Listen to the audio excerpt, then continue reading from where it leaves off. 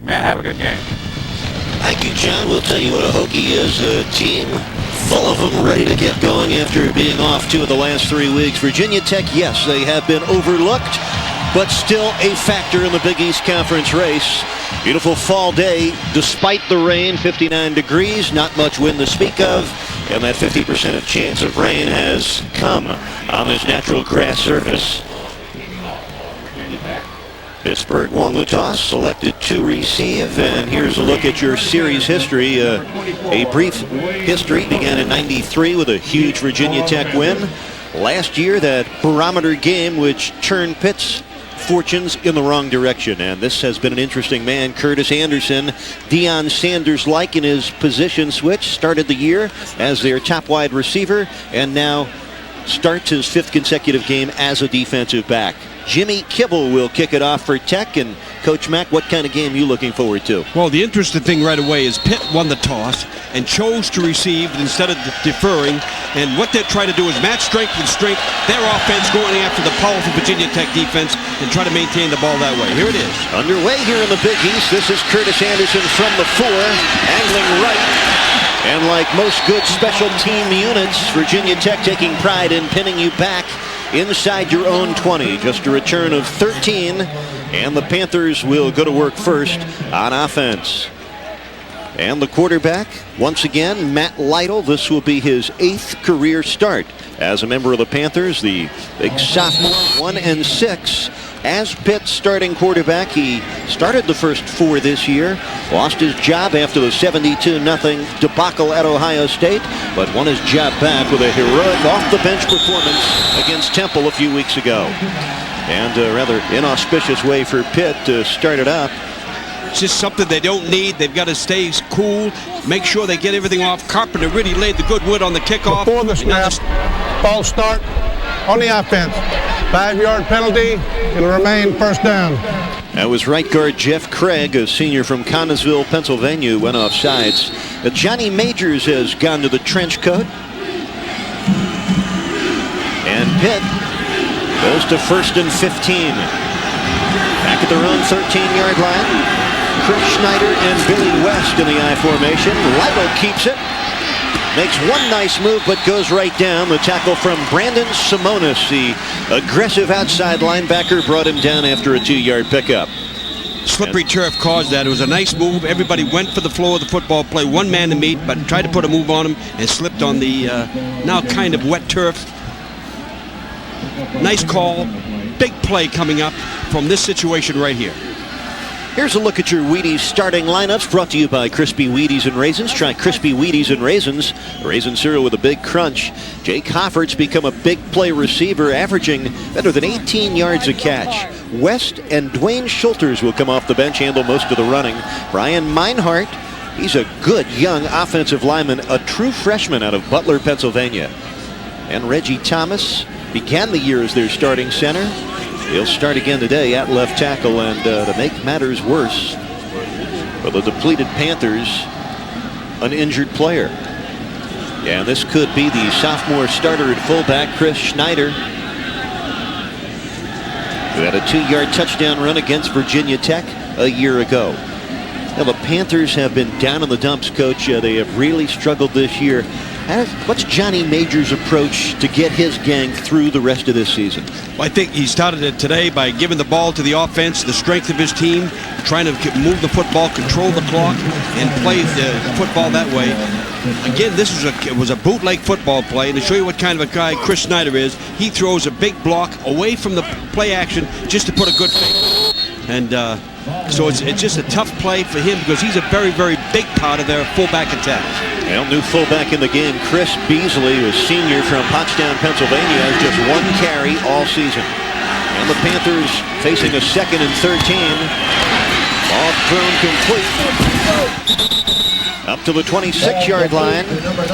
And that was Jake Hoffert, the junior out of Yuba City, California, brought down quickly by Orrin Johnson. It will be short of the first down. Here's a look at your starters for Virginia Tech defensively. Danny Wheel leads the Hokies 10 quarterback pressures. He's picked up some of the slack with Cornell Brown out with an injury. Nobody covers it sideline to sideline like Brandon Simonis. Here at Virginia Tech, just a 200-pound linebacker, but moves very well. And Torian Gray, twice decorated as an all-Big East safety. 3rd down and 2. That was a pickup of 11. Billy West hits the line of scrimmage hard. I think he has Pitt's first down of the game, and that is a minor accomplishment worth noting for the Panthers. They were faced with a 1st and 15, and they pick up a 1st down. Schultes is a running back on this play, and you can see a great kick-out block on wheel.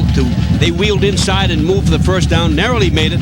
But again, moving the chains from a 1st and 15 is a very, very good sign for Pittsburgh. My mistake on that call. Dwayne Schultes, number 24, a very good-looking, shifty tailback out of New York. Tyrone Edmond now into the game as a linebacker for Tech. 1st and 10 for the Panthers. Schultes pitching it back to Matt Lytle, who goes down the middle and has his tight end, John Jones, at the Virginia Tech 47-yard line. Little razzle-dazzle for a 25-yard pickup. The big sophomore tight end down the middle. For the football purists, what it is handoff. Everybody sees the ball going, and now the flea flicker throwing it back. The tight end going right down the middle of the football field. The strong safety playing the run. A great call by them. Wonderful execution. Puts them into the Virginia Tech side of the football field. Excellent call, excellent play for Pitt. They need something like this to keep going. Coach 3 weeks ago against Temple, first play from scrimmage, a 46-yard flea flicker for a touchdown. Now 1st and 10, Pitt's initial drive has looked pretty good. Lytle, the left-hander, gets it to Jake Hofford, and Hofford with positive yardage down to the 32. A 15-yard pickup on 1st down, and the Panthers move the chains again.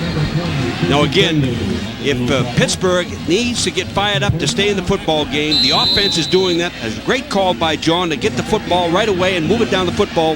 3 1st downs in a row. The ball's on the 32-yard line. They're making a football game this very, very early, and it's going to keep everybody in the game. Everybody's paying attention right now. Jake Hofford, the 4th best average in the league. Yards a catch, better than 18 a reception. 1st and 10 at the 32. That is Billy West. Tough running up the middle. Just a yard gain for West, a junior out of Smithfield, Ohio, who despite his troubles still ranks 3rd in the Big East in rushing, trailing only Amos Zaraway of West Virginia and Omari Walker of Boston College. Good fullback play up the middle. Billy West coming up the middle on the thing. But again, Andrew Grishow, the center, was stood right up, and Billy West had no place to go. Danny Wheel came in and made the great tackle. So far, Matt Lytle has completed all 3 of his throws for 50 yards. Sophomore works out of the shotgun on 2nd and 10.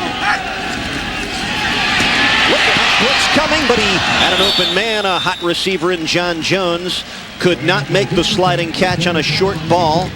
But Virginia Tech sent the linebacker Jamel Smith on the blitz. Now the key to it here is that there's a missed assignment. Jamel comes in awful clean. There's 2 backers coming in all wide alone. The best thing that Lytle do is get rid of the football. Almost made a completion, but now it's 3rd and 10, almost in field goal range. They've got to get just a little bit more down. Tough call by the offensive coordinator right here in this situation. Home crowd responding for Virginia Tech. This is the 8th play of Pitt's opening drive. 3rd and 10. The middle, John Jones dropped it. Out of 1st down, all he had to do was hold on. Antonio Banks in coverage. Lytle threw a fastball, and Jones unable to hold it. Now again, Matt Lytle takes the football, stands in the pocket. Good protection, ball right in the hands of the tight end. He just drops the ball, takes his eye on, not knowing that he had the 1st down right there. Now we got a long field goal try. If they can get the field goal out of this, they're going to keep everybody up. Let's see what happens on defense. Matt Lytle may have something, though. 3 times on that drive, he went to his tight end, Jones. All 3 times he was open. And this attempt by Forensic will be from 48 yards away. And no win to speak of. Now the Panthers have to burn a timeout. With 11:34. Timeout. Pittsburgh, that's their first. 11:34 left in the first quarter. Pittsburgh trying to get points off their initial drive of the football game. And we'll come back for this Pitt field goal attempt here in Blacksburg, Virginia, with a light rain falling. Just a moment.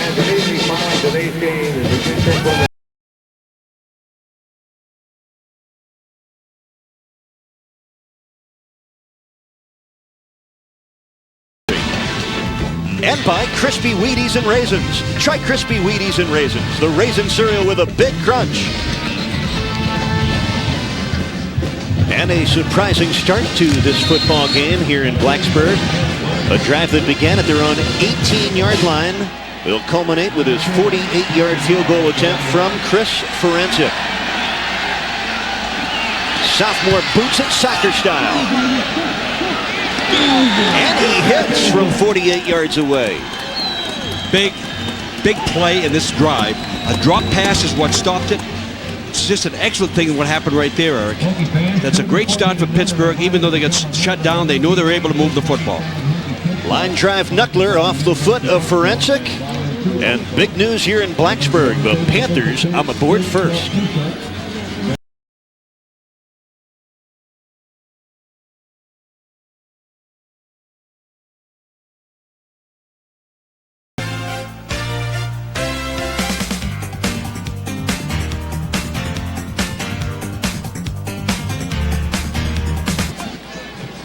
Right now, he's the toast of the Steel City. Chris Forensic just unloaded his longest field goal of his career, a 49-yarder that found the uprights, and Forensic finds some joy.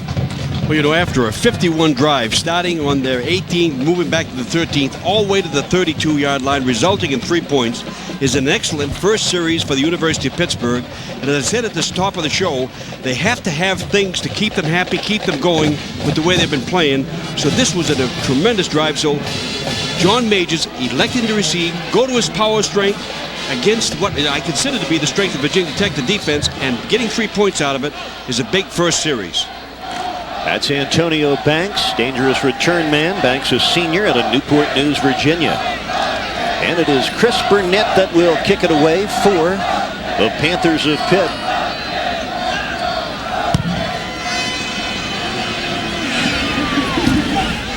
Taken by one of the upbacks. Cullen Hawkins out across the 30-yard line to the 32. A 24-yard run back for Hawkins, a true freshman out of Pittsburgh. And there is Jim Druckenmiller, the tall senior strong-arm quarterback who threw it just 11 times 2 weeks ago against Temple, relying on that big ground game with the double-barrel punch of Ken Oxendine and Marcus Parker. But make no mistake, Druckenmiller can stand in the pocket and deliver heat.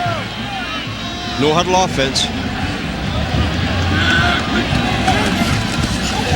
Miller looking to throw on first down, has his fullback Brian Edmonds, and the big man rumbles out across the 42-yard line. A pickup of 9, maybe 10 on first down.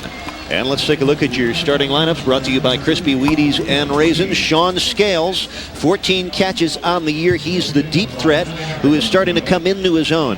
Oxendine and Edmonds will see plenty of time. Billy Conity, second team All-League at center last year. He plays with 2 injured ankles, and they are huge across the front. Notice second down, less than a yard. Druckenmiller may have been a broken play. He sneaks it across the 43 for a first down.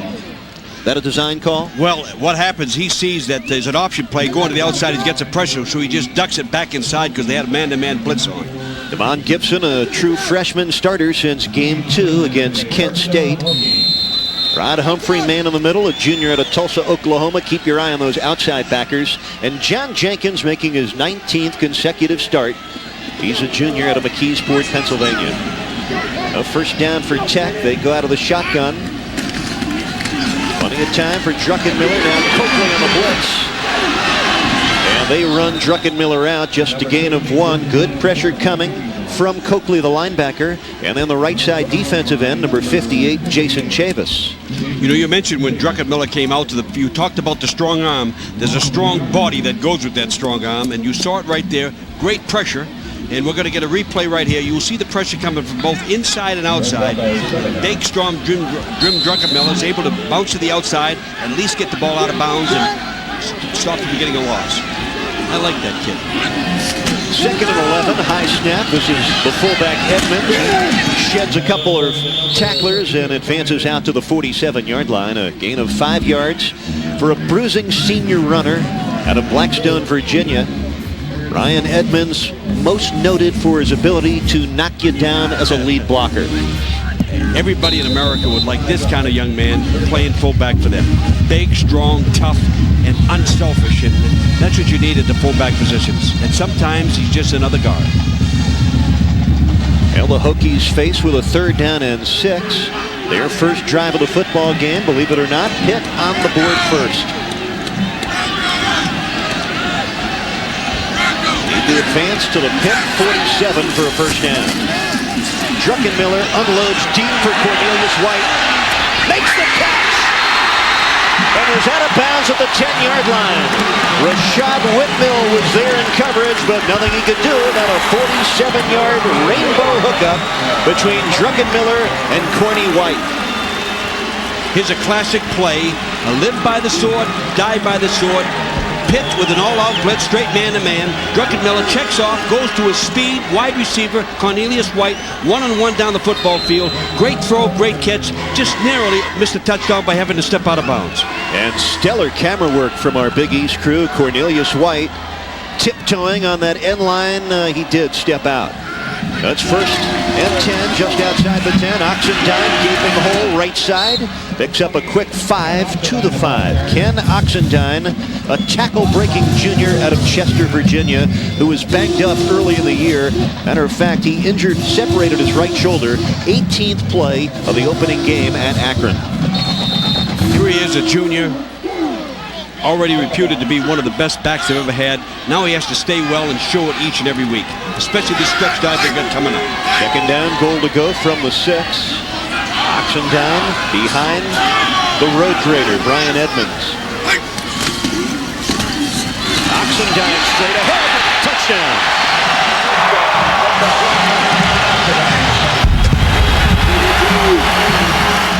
Did not take Virginia Tech long to respond. Touchdown number 6 for Oxendine, and the Hokies back in front. Again, another checkoff play. They're in an aggressive man-to-man pass defense and get the ball off, cross-block the thing, and Oxendine walks right into the end zone.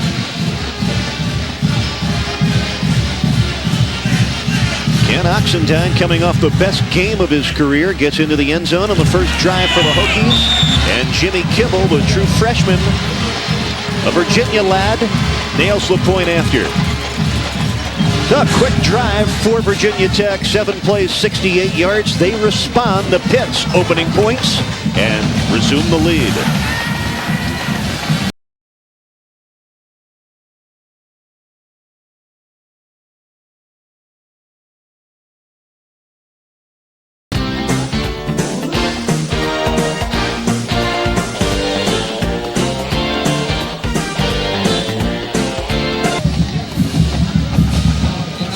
Ken Oxendine, a workhorse, just went into the end zone for the Virginia Tech touchdown. Last week he had 163 yards and 3 scores. Now Oxendine following the big blocks on the right side into the end zone for the touchdown. Now Kenny is one of 3 talented tailbacks on this Virginia Tech roster. They also have Marcus Parker and true freshman Chiron Stith. But Oxendine last week, he had touchdown runs of 1, 25, and 71 yards a couple weeks back against the Owls of Temple. That's what's great about him as a running back. He takes him in right down close, and he explodes for one long run every football game. Now Tech sending a message to Pitt on their opening drive. Both clubs scored first time they had it, and Curtis Anderson, with his hard-driving rain beating down on him, decides to settle for the touchback. First and 10, their own 20. Panthers trailing at 7-3 with just over 9 minutes to play in the first quarter. Getting back to the Hokie stable of runners, Dick McPherson asked Frank Beamer yesterday, how do you handle all these guys? And we'll get Coach's response to that a little later on. But they are blessed with 3 outstanding tailbacks. And you saw it in the first drive. Now what you're going to see, Pitt stopped himself with a drop pass. Can they get another offensive drive together against this vaunted defense, Virginia Tech? Lytle goes to the quick out, and Jake Hofford, boy, he's got great hands, reached out and pulled it in. His third reception here in the first quarter. He's been a major surprise, the transfer from Pacific University out west. Well, Matt really loves it because he knows if it's anywhere near him, what quarterbacks love about receivers, anywhere near him, they're going to make them look good by making the catch, and that's exactly what happened in that situation. And they're moving the ball all over the perimeter. Excellent offensive game plan so far against this defense. Hofford transferred after Pacific dropped their football program. Beasley, the fullback. Wayne Schulters at tailback. Here comes Dwayne. The little man comes straight ahead for about 3 yards. Wayne Schulters, hailing from Brooklyn, New York, and a product of that fine system at Nassau Community College. He had a terrific career there, as did another Big East running back, Chad Bosch of Rutgers. So Nassau Community producing good ball carriers. The coach left there to go with George O'Leary down to Georgia Tech, and everybody hopes that the Nassau program can keep going the way it was because it's good for football all over the Northeast. Well, a 3rd and 3 for Matt Lytle and the Panthers.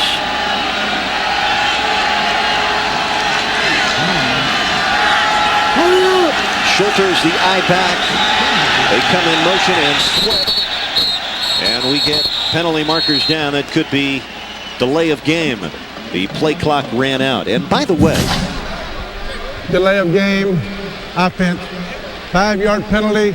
It'll remain 3rd down. Coach, we need to mention Virginia Tech banged up defensively. Tony Morrison, their starting middle linebacker, been suspended for today's game. Steve Tate goes in his place. Their fine outside linebacker, Myron Newsom, a bruised shoulder. He sits it out, at least to start with. And number 46, Jamel Smith, their starting outside linebacker. And of course, they're without Cornell Brown, their All-American defensive end, for the 2nd straight game. I still think it's an excellent. They've got good reserves. Everybody's playing well. It's a strong test for Pittsburgh, and they're responding well to it. 3rd down and 8. Lytle going deep.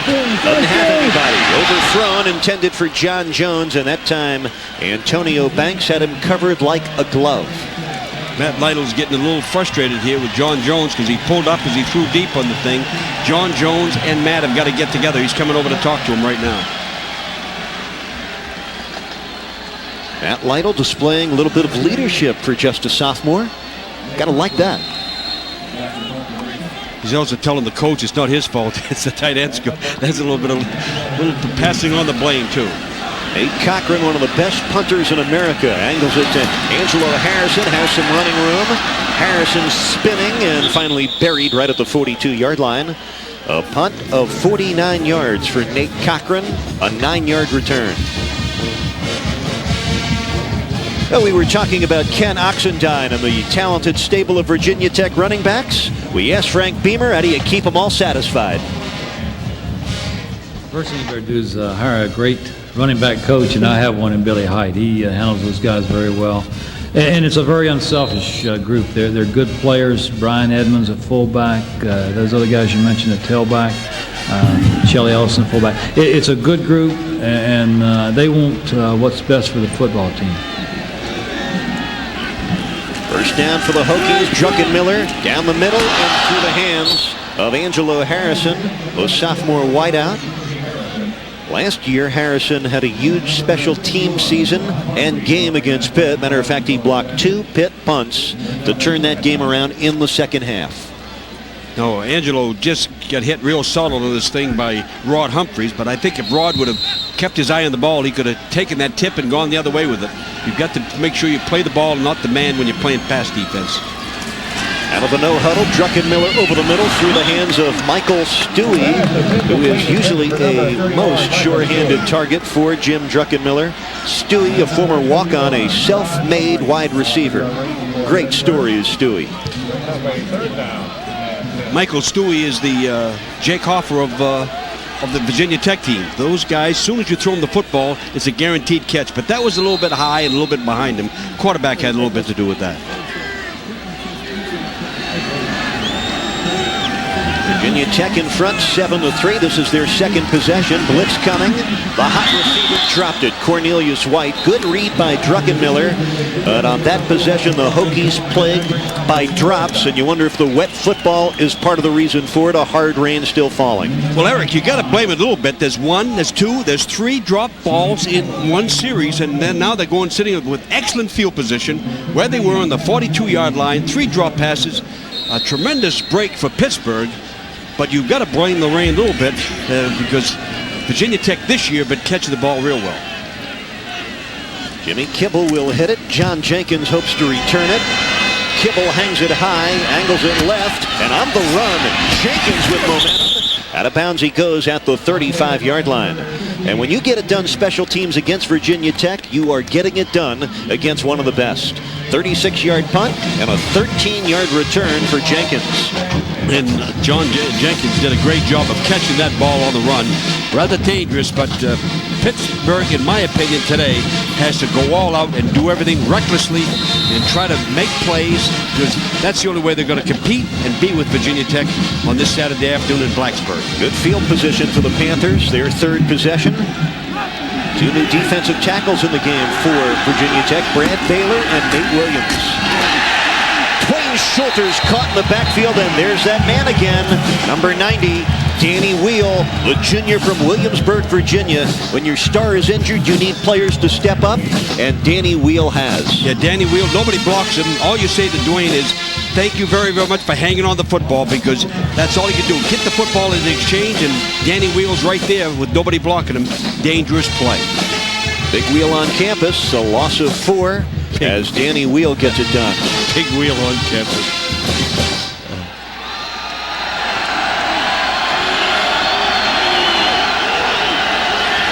Billy West and Dwayne Schulters flanking the quarterback, Matt Lytle, who has looked for Hoffert and his tight end, John Jones, here in the first quarter. And again, the play clock runs out.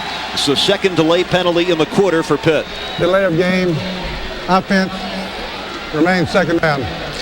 See, one of the great things about the Virginia Tech defense is they keep the same people on the field. That time they went into a nickel defense and went for maximum coverage.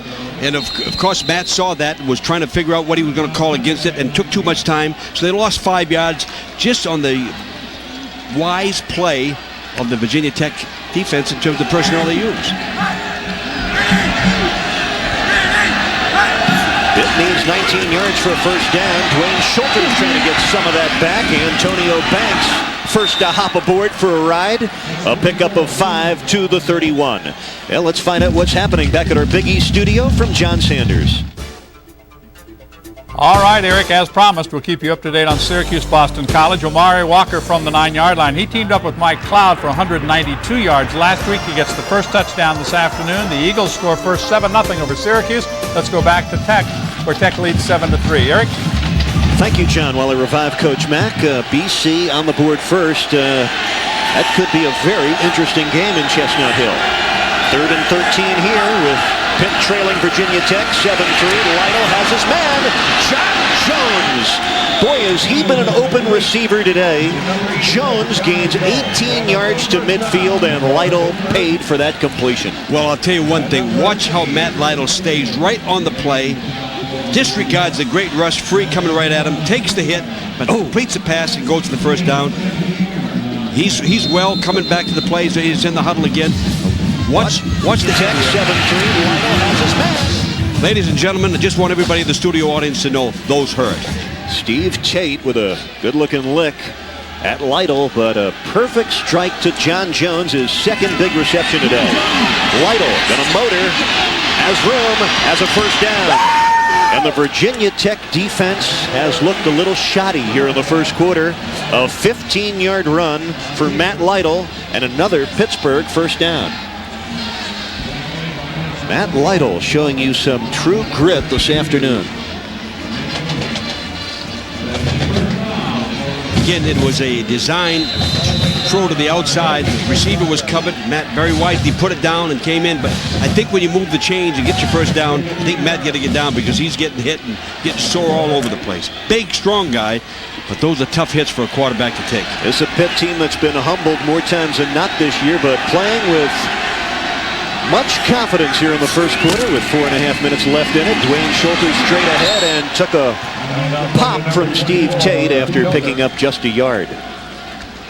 Steve Tate starting for the second time today. He's a 240-pound junior out of North Canton, Ohio. We saw him start the game against the Scarlet Knights of Rutgers about 5 weeks ago.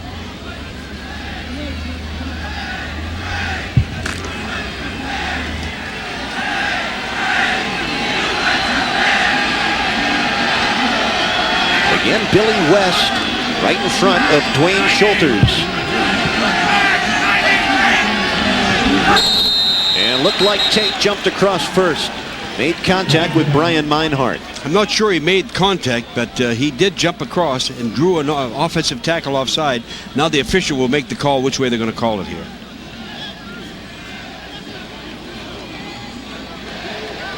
Dead ball foul, offside, defense, 5-yard penalty, remain second down. Coach Mack, you know Frank Beamer pretty well. Was it just coach talk or was there legitimate concern this week? He said all week long, I'm worried about this football game. Well, this is such a mental game, and as I said before, they have to get Pitt out of it early. They haven't. This is exactly what he was worried about. A better football team, but things are not going well for Virginia Tech in this first quarter. Hard driving rain still falling here in Blacksburg, and the Panthers still moving. Second down and 4. 3.5 minutes to go in the opening quarter. Lytle, incomplete. Looking for Mark Butler. Butler was covered well on that play. Brandon Simonis, the linebacker, dropping into coverage. Now what you can't see on your screen there, but it's a maximum protection, and just setting 2 wide receivers out, but he's calling off to check the blitz and had the ball in the hands, and really not a bad play, but incomplete. And they're down again in field goal territory. And the third down, moving the football, keeping it away from Virginia Tech, and get everybody in this crowd into the football game, which is what everybody wants. Lytle has hit on 5 of 9 so far for 73 yards. He's had 2 balls dropped. Quarterback draw, nice move, line of scrimmage. First down on a lunging run by Matt Lytle. He needed 4, he gained 5. Now that shows what Matt Lytle has done. Very, very smartly, knows where the first down marker is, makes sure he gets to it, runs a quarterback draw, good call in this situation versus a man-to-man defense, knows where the first down is, dives and gets it, and makes the play. I think that I watched it real close, that knee went down a little bit further. He's got to dive just a little bit better than that. But again, first and 10 on the 25, they're moving the ball excellently against this defense. The man in the trench coat likes it. His club down 7-3, but marching for the second time here in the opening quarter. Billy West, first minute through, picks up a couple. Steve Tate and Danny Wheel drop West quickly. Got to be impressed with Matt Lytle, coach. Just a sophomore, a young starter today, his 8th career start. Your impressions of Matt Lytle, the strong-arm left-hander? Well, I said that he's playing. This is his 3rd year, but 2 years of eligibility. He's playing like a junior. He's playing like a veteran, checking off, making the right calls, and getting things done. Did you notice here they had Billy West at fullback in that play, Dwayne at the tailback, just like Virginia Tech is going to do to them during the football game. Here's one for you. Pittsburgh has outgained Virginia Tech 105 yards to 68. On second and 8, Lytle has all day.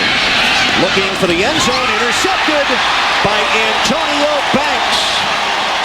Are you ready for this? Virginia Tech has 3 interceptions all year. Antonio Banks has all of them.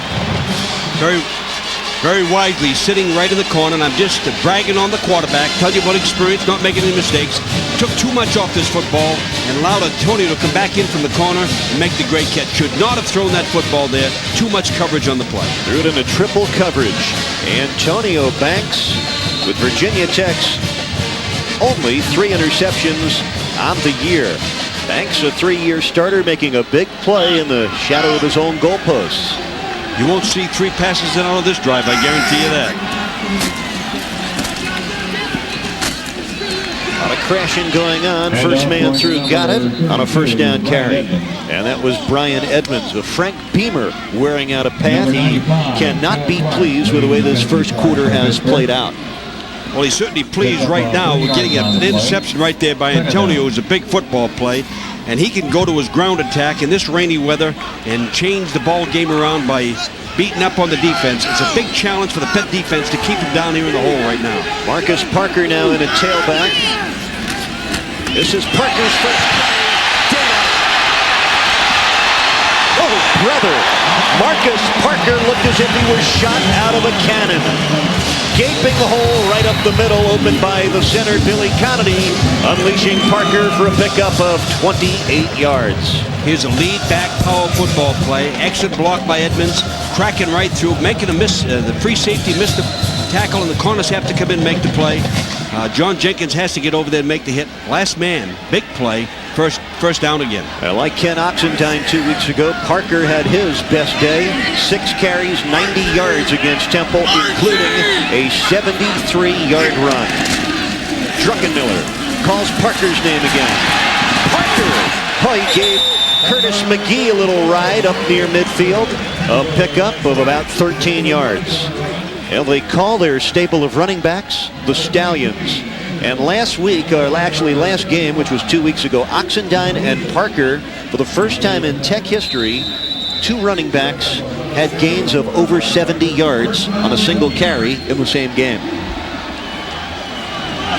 They've gone to a double tight end offense, single back here right now, and they've gone to a power game with Marcus Parker running, and it's been a very, very good series for them.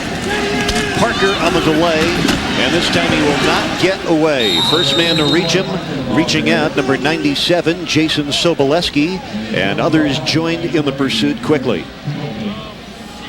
Pitt has made the necessary adjustment to the play. They ran the counter tray play from the single back, which was a slow hitting play, which allowed Pitt to get over there and get it.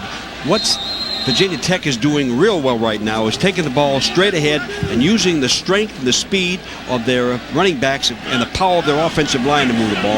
I think you'll see more of it here on second down. Lost 2 yards on first down with the first quarter winding down. Druckenmiller winds up, finds Cornelius White. They like the spin. But Curtis Anderson unimpressed. He held his ground and put a good sure tackle on Corny White. We call it a hang-on tackle and he can get some help. It's exactly what he did. He was able to grab a little bit of the feet to slow him down, but a nice move by Cornelius White. 4th start in a row as a defensive back for Curtis Anderson. Opened the year as their starting wideout. A surprising first quarter here in Blacksburg, Virginia. Hokies have the lead, but it hasn't been pretty.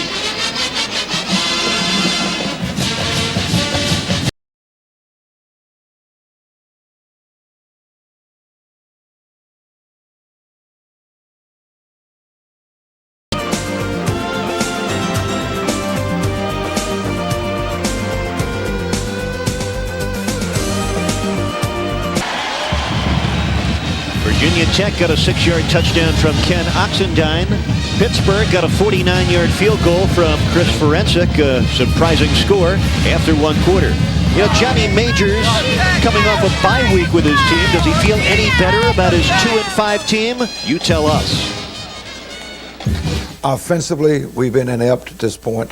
Defensively, we've been inept and not productive, and our kicking game has just broken down tremendously lately. So when you have problems in all 3 phases, we have had extensive work in the off week. We've had a lot of contact, which we needed. Got a few people banged up a little bit, but nobody seriously. And I hope it helped us. John, it's helped you. You're looking an awful lot better, I'll tell you right now. The practice paid off, and here is a great big play starting from the 8-yard line. 3rd down. If they can get the ball back here, then Pittsburgh has a chance. And of course, Virginia Tech wants to get it over the mid-stripe and move down into the end zone. They need 10 yards to keep the drive alive. Druckenmiller finds Parker. Coakley brought him down in the open field, 2 yards shy of a first down. That's a very handsome defensive play for the junior linebacker out of Brooklyn, New York. Your numbers through 1 quarter, we said surprising. Look at time of possession and first downs favoring Pitt. This is a Panther club that has struggled mightily, but acquitting themselves very well here early in this game. Well, here was a completed pass, very narrowly missing, but now it forces Virginia Tech to punt and gives Pittsburgh back the ball. As I said before, it was a big play, but an even bigger play by Ernest Coakley, who made the tackle and stopped him from getting to a first down. Copley, a very rangy linebacker. Kibble hung that high and maybe too high. Did not get much on it. Roll down at the 23. Simonis stops it there. Just a 20-yard punt for the true freshman Jimmy Kibble. So a surprising first half continues in Blacksburg, Virginia. Pitt and the Hokies. And we'll have more for you right after this.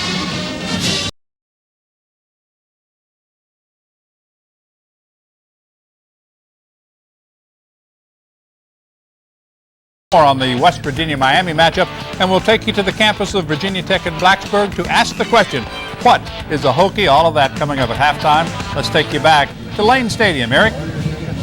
Thank you, John. Beautiful campus, the Blue Ridge Mountains, which surround southern Virginia, and this beautiful college town, a great place to visit, and I would guess go to school.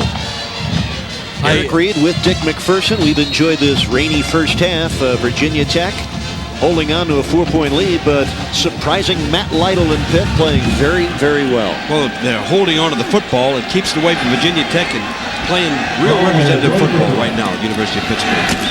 Lytle wants to keep it. He gets one good block from Mark Butler, slips by Antonio Banks and picks up nearly 10 yards before Steve Tate and Brad Baylor belted him out.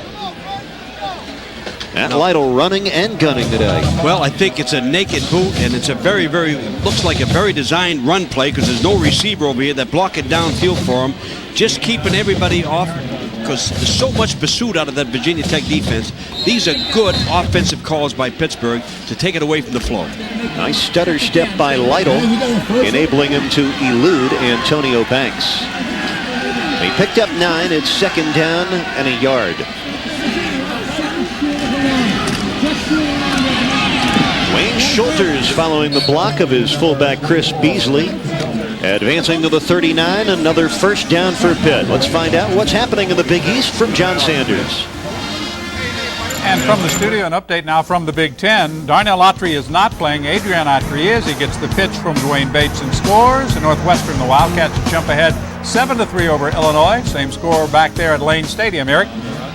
A purple passion going on out in the Big Ten. Early moments, second quarter here in the Big East. Panthers behind, but playing well. On first down, Lytle, the lefty, going deep for his tight end. Oh my, just out of the reach of John Jones. And Coach Lytle going to Jones repeatedly. Well, he's getting single coverage by Torian Gray, and Torian Gray is an excellent defensive player. But they feel they can beat him deep, I guess, and that's what they're going after. But Torian Gray is not allowing it to happen. Got good inside position, just over the reach. Excellent throw. I think on those things, John Jones has to lay out and give everything he has on the football play. But again, Pittsburgh is playing well, and it doesn't bode well for Virginia Tech right now. They're not real sharp and crisp today on this rainy day in Blacksburg. Second and 10, Lytle firing a strike. Jake Hoffert has the first down and is finally brought down by Lauren Johnson, but a pickup of 14 yards. Matt Lytle has been on target, 6 of 12 through the air, and he's already accounted for 112 total yards of offense. Jake Hoffert, his most dependable pass catcher. So the University of Pittsburgh, 2-5 against 4-1 down here in Blacksburg, Virginia. Rainy day. But these kind of football plays keep the University of Pittsburgh fans and the football team in it. Excellent call, great play by Jake. You know what? Forrest Gump's mom was right. You never know what you're going to get. From the 10-47, first down and 10. Look out. A collision between Dwayne Schulters and Matt Lytle. Brandon Simonis there to put the wrapper on Dwayne Schulters, but that's a loss of 3 on first down. Now again, there's a huge penetration by the defense of Virginia Tech as a collision point, because what happens to Dwayne here, he sees it coming and veers into the quarterback. It's not the quarterback's fault. You've got to get the handoff running back before you make your move, and that's what happened on that play. Luckily there's no exchange. They still have the football.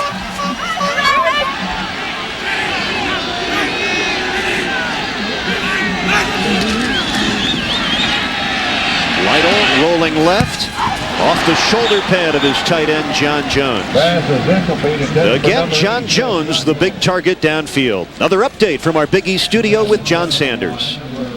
All right, Eric, let's go to the SEC. Mississippi State at LSU. Right up the middle, it's Nakia Greer for a touchdown. The Bulldogs take the lead over the Tigers of LSU from the Southeastern Conference, 7-0 Mississippi State. Let's go back to Lane Stadium. Eric? Thank you, John. 7-3 your score. Most of the first, most of the second quarter still in front of the Hokies and Panthers. And yes, you had better bring your rain gear today, although the weather report said there shouldn't be more than 1/10 of an inch of rain. We've already had more than that in this first half. Big third down, 13 to go. Lytle in a little trouble, trying to unload it. And it's batted down by the freshman linebacker, Jamel Smith. Ball intended for the fullback, Chris Beasley.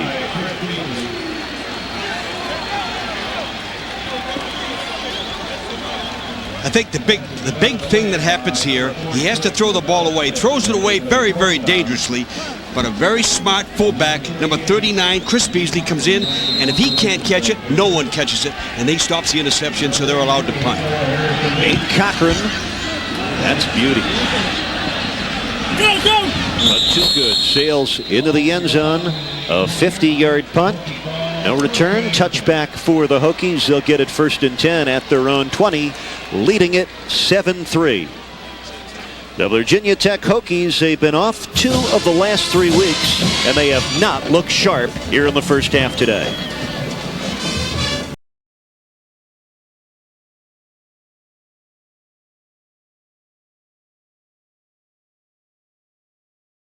Seven 0 BC lead. A good play fake there by Donovan McNabb. The wide open Roland Williams ties the game. Syracuse BC 7-7 in the second. Also second quarter in a wet Blacksburg, Virginia. Let's go back there now. Eric? Thank you, John. Syracuse, if they could win, would advance to 4-0 in the Big East. And the marquee matchup tonight, under the lights in Morgantown, West Virginia against Miami. Both clubs unbeaten in the Big East. West Virginia also at 3-0. Well, Virginia Tech, they have been a group of ground gobblers. They do it by committee with a very powerful running game. Ground gobblers.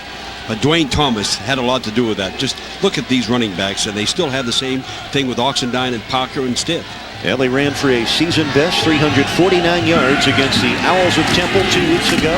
On the ground they go. First down run for Ken Oxendine out across the 30, a gain of 10 yards for the hard-charging junior. How much do they like him? First drive of the game 2 weeks ago, they run 10 plays, and he ran 8 of them consecutively. I think that you saw the feet, you saw the power, you saw what makes Kenny Oxendine so good with great balance. Oxendine had a touchdown run of 6 yards back in the first quarter, his 10th touchdown in his last 13 games. The fullback, Brian Edmonds, gains 5 tough yards right up the middle. Nice to see them giving Edmonds some work, because this guy, a blue-collar blocker, getting a reward every now and then to carry the football, because somewhere in that huge frame lives the heart of a tailback. I'm not sure about that. I think he's the true fullback type. I think when you're talking about Parker, you're talking about Oxendine. But I think this guy likes to play where he plays it so well, he's got to like it. It has been a huge influence on Brian Edmonds, another former Virginia Tech fullback named Tony Page, who made a living in the NFL with his blocking. Here's a guy that can earn a living with his running. Ken Oxendine, barreling for 21 yards in the pin territory down to the 44. Little thunder and lightning for Virginia Tech. Well, again, this is the first play that wakes everybody up. This is what you need out of a running back, out of a wide receiver, out of a quarterback. A big play, offensive and defense. This is what you get here. Everybody in the place gets excited. Now they're doing the things that they can do well. The 2 running back offense, the no huddle, and they're on the march. Great blocking right at the point of attack from the big left guard, Todd Washington. He used his 308 pounds to clear a path. Oxendine made one nice move, but did not have another trick up his sleeve to get past the Pitt defense. Curtis McGee and Roderick Humphrey on the hit of Oxendine, a loss of 1 yard. And talking about that huge front of the Virginia Tech Hokies, that's the way they go across the front 5. Well, and look what they're doing against Pitt. And the interesting thing is you watch Pitt moving around, always gambling, slantings moving around because they can't stand in there against that huge body mass of Virginia Tech. They're playing very good, sound, strong defense as long as they stay out of the man-to-man. How'd you like to host a dinner party for that group? Second and a dozen. Druckenmiller has it knocked down by Rashad Whitmill. Whitmill, a late starter, replacing the injured Chuck Brown. Brown injured his calf warming up for today's game. Whitmill knows that feeling. He lost his starting job in game number 5 when he suffered an injury, but he's back in there today.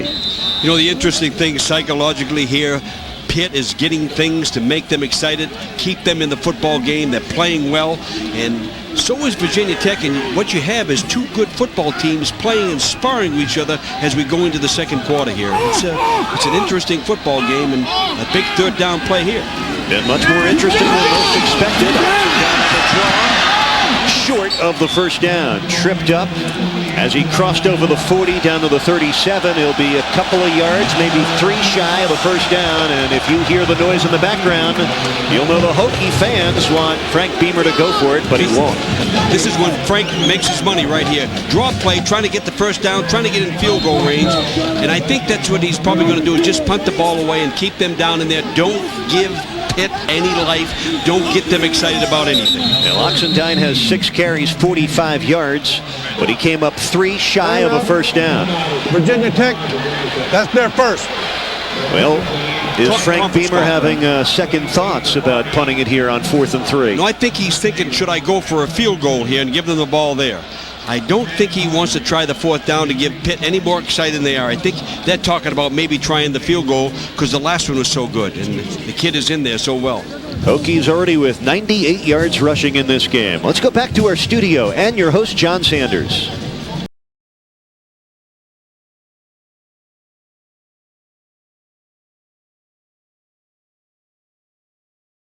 Time, and Dwayne Goldborn sneaks away, gets into the end zone for the touchdown.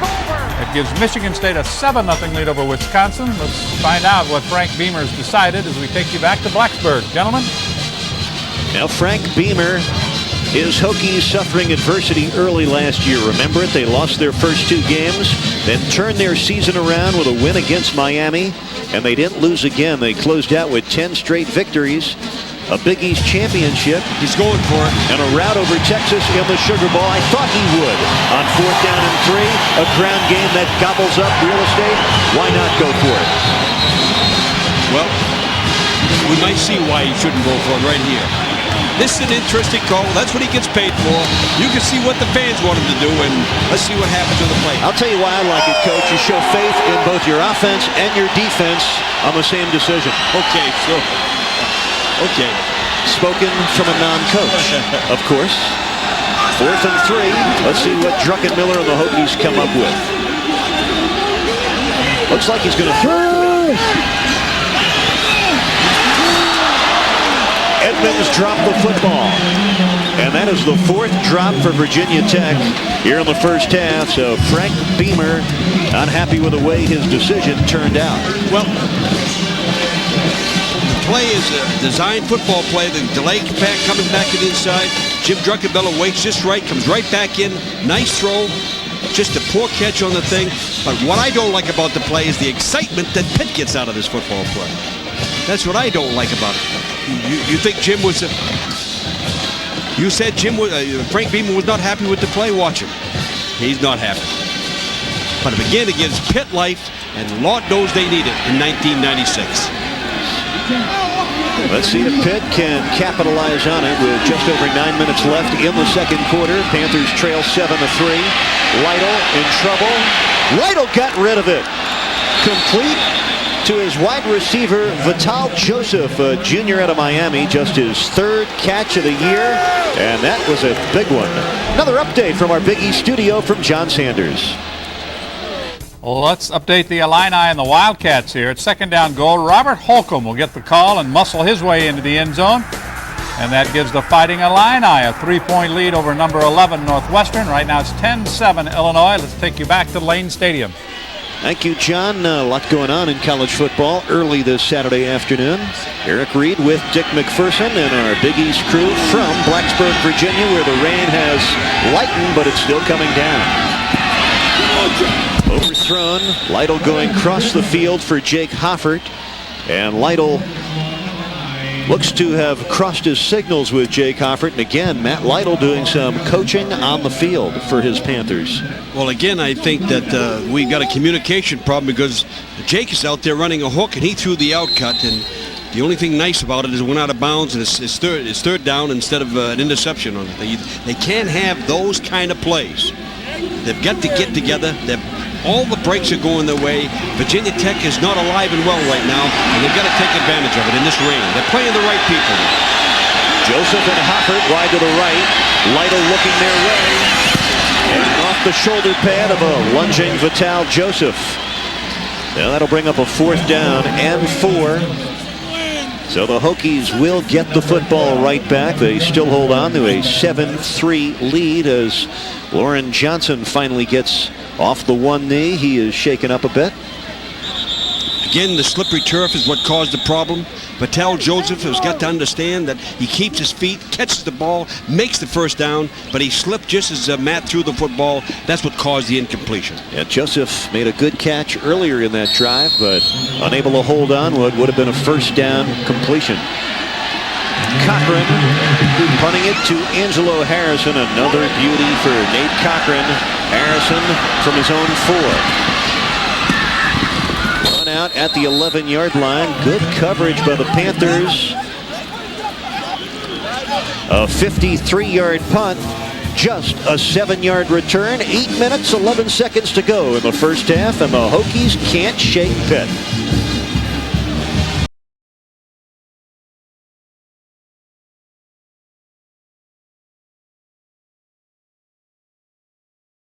Delivers it right over the middle to Matthew Butler. He falls across the goal line. The Bulldogs now lead the Tigers 14-7 at LSU. It's 7-3 Tech at home against Pitt. Back we go to Eric and Dick. On a rainy afternoon in Blacksburg, Virginia, the lights have been on right from the outset here at Lane Stadium as we look at Jim Druckenmiller, second team All Big East a year ago as a first season starter. And you can see he is ranked among the top 5 in Tech history with 23 touchdown throws. Of course, the #1 man, Maurice DeShazo, the man Druckenmiller learned a lot from. He backed up DeShazo for 2 years. Everybody's got to love Jim, the way he is as a person, the way he produces on the football field. Again, great burst of acceleration for Parker. Ernest Coakley, the linebacker from behind, able to drag him down, but not before Parker gained 11 yards. You know, again, the great kicking of Nate Cochran got him way down there in the hole, and Virginia Tech, here with 8 minutes to go in the second quarter, has got a long way to go for touchdowns, and now Pitt has got to be patient on defense and make them earn things. Marcus Parker with 48 yards, just 4 carries. He gets it again, and doesn't get much, but he drives hard with Curtis McGee hanging on. McGee, an undersized linebacker, converted strong safety. Goes just 180 pounds, a junior out of Bridgeport, Ohio. He was moved to linebacker just 3 weeks ago.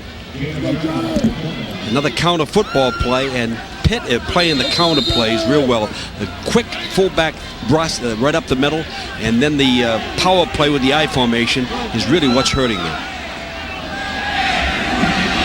Brian Edmonds to the right of Druckenmiller. Parker on the left. This is Parker on the receiving end. Got by Ernest Coakley. Penalty marker down. An illegal block from behind. Marcus Parker playing in just the second game of his junior season. An interesting story behind that, but let's get the call first. Ernest Coakley coming up. A little shaken up.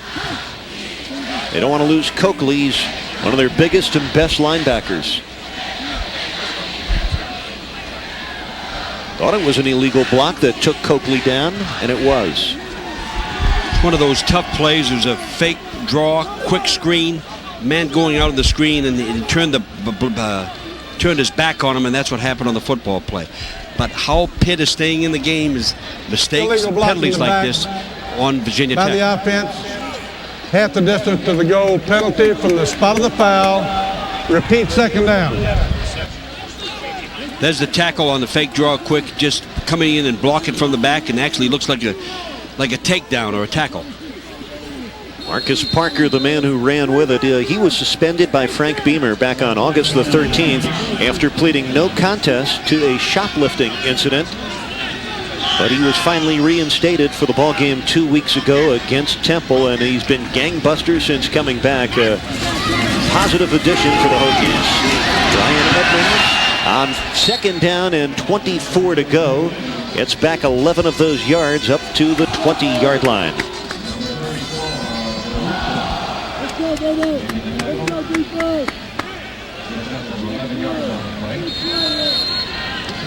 Just a power off tackle play over on this side. Again, just a tremendous running back with good blocking, standard football play, but third down and long yardage now with a long way to go. Hokies need a little more yardage gobbling to keep the football. Third and 13. Feels the heat. Stands in there. Going deep. Has a man. Oh. Sean Scales about a yard shy of hauling in a 60-yard bomb. Well, you know the strength. You talked about a strong arm. That was an example of it. Eluded the pass rush and stepped up there and threw that thing 60 yards in the air. Sean just couldn't get to it. And Sean has got the speed. There's the throw right there. Watch Sean coming for it with all the speed that he has. That's how close it is. Is this a game of feet? Forces Virginia Tech to punt again, and the University of Pittsburgh is playing inspired offense, defense, and looking like a solid football team, and it's been a long time since they have. You know what? 2 weeks ago, Sean Scales caught a 64-yarder against Temple. John Jenkins, look at the room for him. I'll tell you what, Coach, I am shocked with the way Virginia Tech's punt coverage teams have performed this afternoon. They take such pride in their special teams, but after a 40-yard punt, an impressive 28-yard return, excellent start-up point for the Panthers.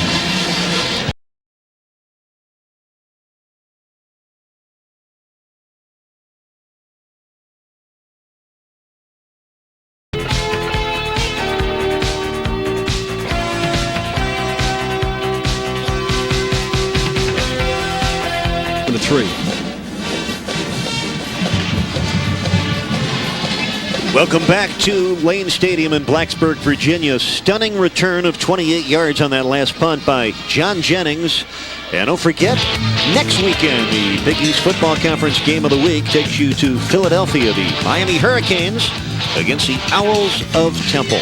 So that's two great punt returns by John Jenkins in a row. One he took on the dead run. Here he missed two tackles. He's helping them stay in the football game by his punting, returning. Yes, surprising against a Virginia Tech team that prides itself on special teams play. Ball is caught on the quick out for Pittsburgh. Leon Murray, a redshirt freshman out of Shreveport, Louisiana.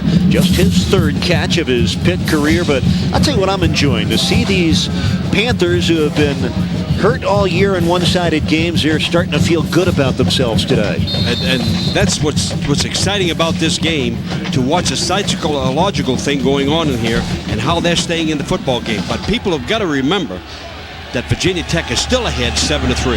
That's the key. Approaching the 5-minute mark left in this stunning first half. Blitz coming. Lytle gets away from one man. Lytle with big yardage. He was able to elude Jamel Smith behind the line of scrimmage, and Lytle advancing it from the 31 all the way down to the 16-yard line. So Lytle getting it done with the run. Now again, a missed tackle is what makes the play. On the punt return, there's a missed tackle again. They're in a man-to-man pass coverage. There's nobody left, and he should take the football downfield. Don't run around and miss people, Matt, because you're not going to make anybody miss anyway. Get as much as you can. Here it is, a first down on the 17-yard line. Pittsburgh scored first on a 50-yard field goal. They threaten again. And Mike Duck is brought down after a pickup of just 1 yard. Happy to see Mike Duck back for Pitt He's a young man from Starkville, Mississippi, who got homesick a few weeks ago and almost quit the team. He missed a couple of games, but this is a young guy with talent, and Johnny Major's happy to have him back and happy. And when you miss a great player, you move wheel over, and John Engelberger comes in on the other side, and you don't miss a beat. Just made a great tackle on Mike Duck right there. Second down, 9 to go. Pittsburgh looking to take the lead back. Lytle throwing incomplete on a one bounce intended for Jake Hoffert. He was covered tightly by Lauren Johnson, a cornerback I think is pretty good. That's Torian Gray, the free safety out of Lakeland, Florida. Lauren Johnson, the corner, a sophomore out of Miramar, Florida. So those South Floridians again dotting the rosters all over the Big East Conference. You know, it's amazing how much the Virginia Tech defense has been on the field. I can't imagine what it is, but Torian Gray looked a little tired right there. They've been playing a lot of plays. I think Matt Lytle just threw that one away so you can have a nice third down play without a sack. 3rd and 9 going end zone bound. And it's intercepted in the end zone by Torian Gray. If it stands, there are markers down. It would be the 8th career interception for Gray. This is a big call in the game right here. You better believe it. This could be interference right at the goal line, and John Jones thinks it is. And the way both teams are responding, this one's going to go against Virginia Tech. And you talk about a huge momentum swing. This is exactly. Pass interference against the Hokies. They called it pushing on the play, so it's a 10-yard penalty, I believe. Here it is again. Well, the penalty would be on Antonio Banks in coverage. Now watch it coming in on this side. What do you think, Coach Mack? Well. As you said before, it's a big call in the play, and instead of Virginia Tech having the football on the 20-yard line, it looks like on the 1 or 2 yard line they're going to have the football play. Pass interference on the defense. The ball will be placed on the 2-yard line. First down. First down. Now keep your eyes on number 9, Antonio Banks. He's the man that was called for it. Now instead of me making the call here, let everybody at home make the call. Is that pass interference or not? I mean, but what's most obvious, the man right down to the football field in the stripe serves says is pass interference, and that's where it stands. 1st and 2 on the 2. You know what impressed me most about that play for Pitt? The way they picked up the blitzing safety, Pearson Prelo. Gave Lytle time to throw, and now it's 1st and goal from the 2-yard line for Pitt as they look to take the lead back. Dwayne Schulters up over the top and in. Touchdown Pitt. And this will send shockwaves around America when they flash this score on the board. Pittsburgh leading 9-7. Still the first half. Still the first half, but it's an exciting first half for the University of Pittsburgh. And look at the leaping ability of Dwayne here. How he gets across in the end zone is just sheer momentum. He's got some spring in those legs. And as an old man like I am, the spring is gone, so you have to admire it. Well, using is he happy or what? Look at him. Using gravity as an asset. He's only 180 pounds. Off the high board into the end zone as Forensic tries to nail the point after. Through there. 10-7. That's a great tonic for a 2-5 football team. Well, this was all set up, this 5-play, 33-yard drive. Remember the brilliant punt return by John Jenkins. Let's get an update from John Sanders. All right, Eric, we're going to check in on Alumni Stadium. Syracuse appears to be setting up for the go-ahead field goal, but it's a fake. Keith Downing picks it up. Then as he reverses, he's stripped of the football. It bounces free for a while. Colfrey stripped it. Eric Strong picks it up, and Eric Stores will go 67 yards for the touchdown for Boston College. And the Eagles right now surprising Syracuse 14-7 in the second quarter. That's a surprise, but Eric, your game is a shock so far. Wow, John, great update. Lots of action from Chestnut Hill, but we've got a wild one brewing here in Blacksburg, Virginia also. Dwayne Schulters a moment ago hit the springboard up and over. The touchdown all set up by the 28-yard punt return from John Jenkins. And with 3:43 left here in the first half, more than rain has dampened the spirits here at Virginia Tech. I think the key right now is how does Virginia Tech respond as they go behind 10-7. This is a big series right here. Can they get back on the board or at least get down in field goal range? And I think that's what we're going to see from a Virginia Tech team. They are now behind. Is this the wake-up call for them in the first half? And this is what we'll see right here with this drive. The second time that the Hokies have trailed here today. They fell behind 3-0 and responded quickly with a touchdown drive of their own. Antonio Banks recovers at the 5. Banks tattooed out of bounds by Ernest Coakley at the 21. And yes, the Panthers are feeling their oats here at Virginia Tech. 3:38 left here in the second quarter, and coming up at the half, John Sanders will take you through his Big East show, scores and highlights around the country. That burning question, what's a Hokie? Besides disappointed at the moment, and another week of your Big East report, including a preview of tonight's West Virginia-Miami showdown in Morgantown. But this, a personality drive for Virginia Tech. You got it. Ken Oxendine doing a little country square dancing. He pops across the 30 to the 34-yard line, a 12-yard run, and another update from the ever-busy John Sanders. All right, Eric, thank you very much. We're going to take a look at the Big Ten. Number 17, Penn State at Indiana. And IU with a little surprise here on the option play. Jay Rogers takes it into the end zone, and the Hoosiers have the lead over the Nittany Lions. Now, we don't want Northeastern and UMass. We want a 7-3 Indiana lead over Penn State and a 10-7 lead Pitt over Virginia Tech. Let's go back to Blacksburg. Now the UMass reference in honor of one-time coach of the Minutemen, Dick McPherson. Here's Ken Oxendine, head down, barreling straight ahead.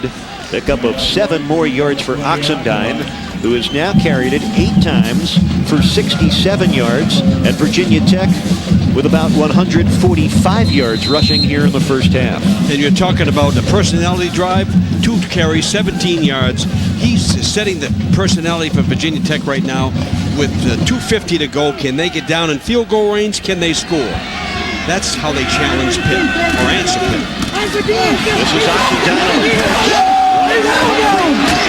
Didn't bring him down for a loss. Oxendine struggles back to the line of scrimmage, but a nice attack from the inside linebacker out of Tulsa, Oklahoma, Roderick Humphrey. He broke the play up. What a tremendous recovery by Kenny Oxendine.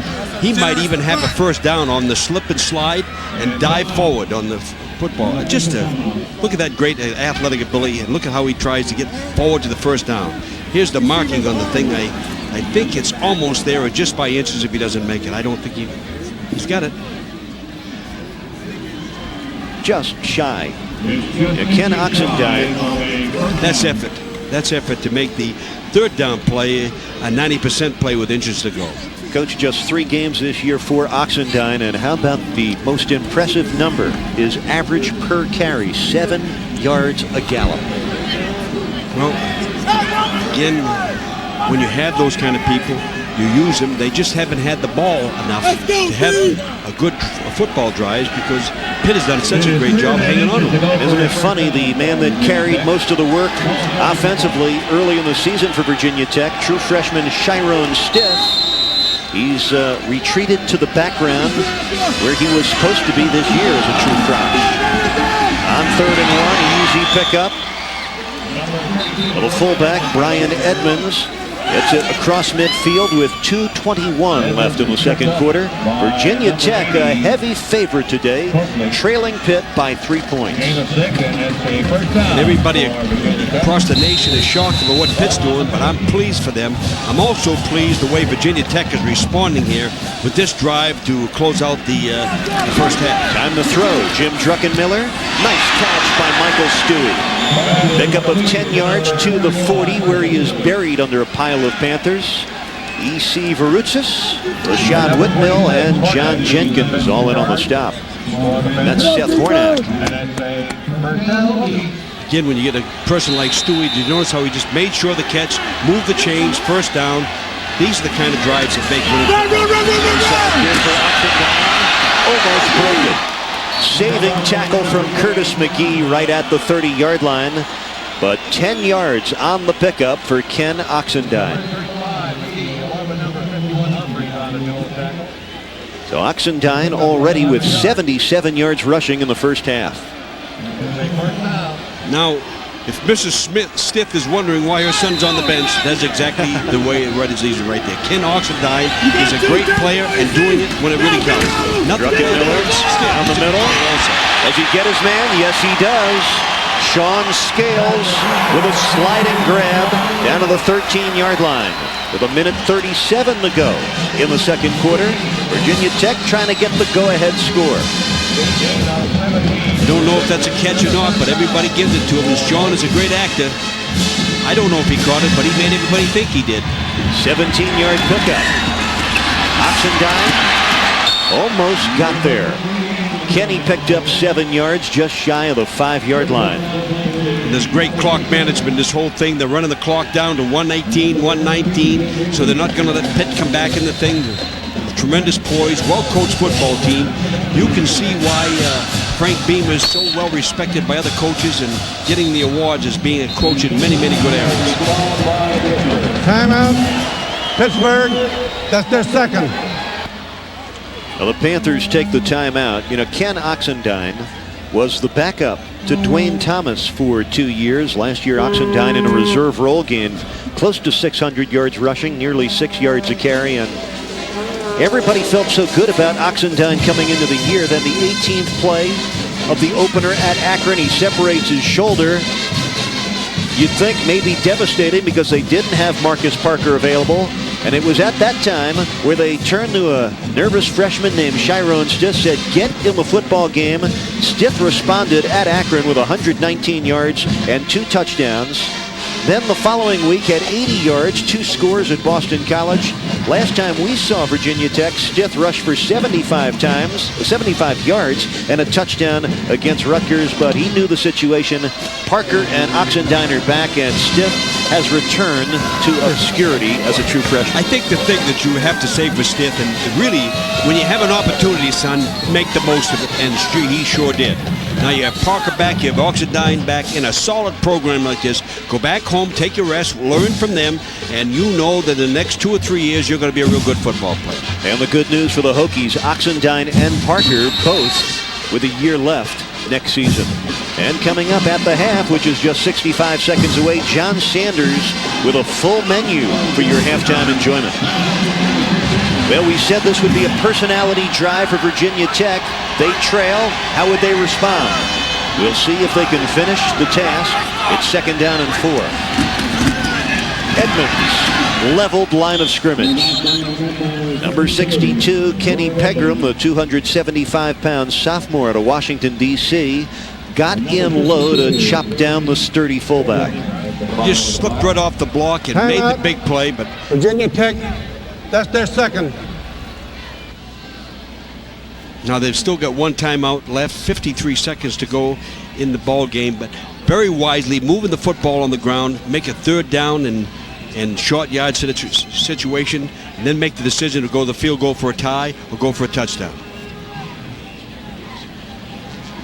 Well, Pittsburgh on the defense, a big 3rd down and 2 upcoming. Let's look at the contenders in the Big East. West Virginia, 7-0 overall. They'll take a perfect conference record into a huge game under the lights in Morgantown tonight. Big game.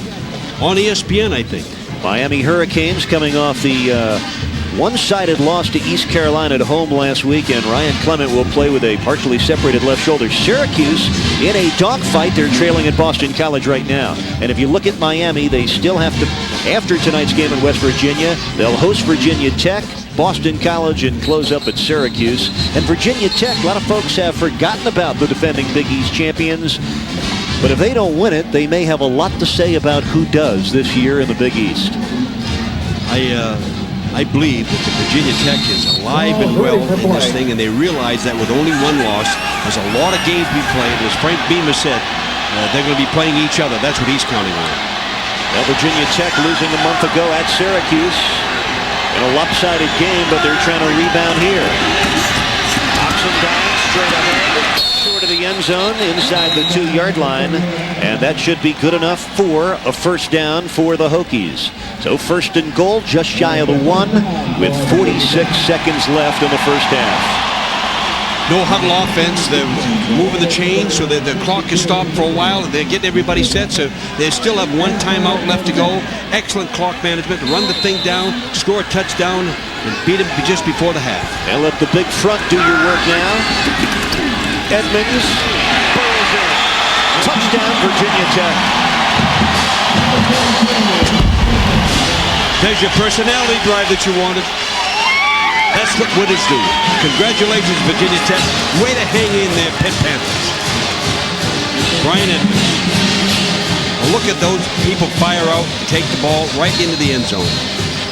You know, it's very interesting, Dick, because this is a slow starting season for Virginia Tech. They've been idle 2 of the last 3 weeks.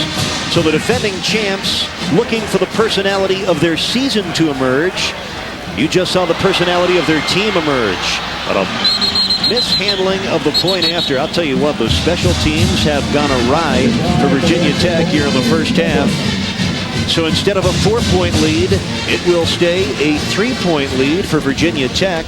An 11-play, 78-yard touchdown drive. And let's take a look at what went wrong on the point after. Well, you got a freshman holding and a freshman kicking. The young man didn't come up for the football. It's a high snap, but the holder's got to stand right up and get it, then bring it back down. He tried to reach up and get it. That's his mistake. That's what they've got to learn from it. Big play. Caused it to be 13-10. Now can be tied with a field goal. Let's take another look at Brian Edmonds taking the ball in for the touchdown. It's not an easy one. There's a personality thing involved, cutting back and running through the Pitt Panthers. So now the score is 13-10 with 37 seconds to go. Pitt got one timeout. But an excellent drive by the Virginia Tech and taking a lot of time off the clock. Now you're probably going to get just a pooch punt, kickoff down there so they don't get the great return men, and then hold them down so they can't get in field goal range. That was the 14th career touchdown for Brian Edmonds. Now the rain has stopped, just a mist in the air here in Blacksburg, Virginia, as we near the end of what has been an entertaining and interesting first half. The Hokies heavily favored, but having all sorts of difficulty shaking a pumped-up Pitt team today who is playing with confidence. Here's your worm burner, Curtis Anderson on the one hop. Curtis Anderson getting some good things done before John Engelberger jumped on his back after a 31-yard run back for a sprinter on the Pitt track team, Curtis Anderson. It allowed them to get in a position to take a couple of throws downfield and get in field goal range. With this excellent field position, you're going to see some passes with 30 seconds to go to try to fight their way down. Pittsburgh does have a timeout left. Matt Lytle, he's had a good first half. Wants more. And John Jenkins, I think he caught it on the one hop. It bounced up in the air, and John Jones able to bring it down. John, the old one, he dropped a couple. John made it up right here to move them down to him. Watch him concentrate on the ball, bounce right back into him, set right down on his rump, and hauled it in. And Lytle stops the clock, throwing the football straight down. 20 seconds left in the second quarter. I often question why people use that down to do something like that, because all he had to do was throw another 2-minute offensive football play. They had the ball right there just ready to take it. 20 seconds left. Now they've got to move it to 2 first. They've got to get another 20 or 30 yards in this thing to get a field goal. Second down, 10 to go. Lytle looking for Hoffert. Incomplete. I'll tell you one positive thing that has emerged for Pitt this afternoon. John Jones as a target. In his sophomore year coming in, had just 9 receptions to date, but he's had a 4-catch, 59-yard first half. And about 3 drops besides. They've been featuring him with the football, but he's playing most of the time with Torian Gray. The free safety was a great one, so it's a credit to him that he has 4 catches. Third down and 10 with 15 seconds left here in the second quarter. Third down.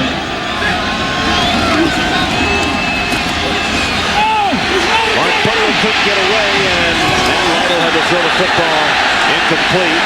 And we got a marker down, and Danny Wheel seems charged up about it. Might be a grounding call. Tell you what they were looking for, the pump and go deep for Mark Butler, but he got tangled up with the corner. Antonio Banks covering and could never run the play. The referee's over there saying now, It is grounding.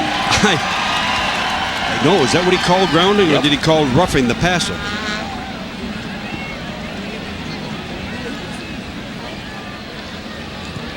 Intentional grounding. Good call. On the offense. 5-yard penalty from the spot of the foul and loss of down. It will be 4th down. With just 8 seconds remaining in the second quarter. What kind of feeling will Pitt go into the dressing room with, Coach, trailing in this game at the moment 13-10? I think if Pitt would have just stayed with the quick drop back passes, tried to move the football field down there, instead of running out here and trying to throw, they'd have been a lot better off. But they're going in happy.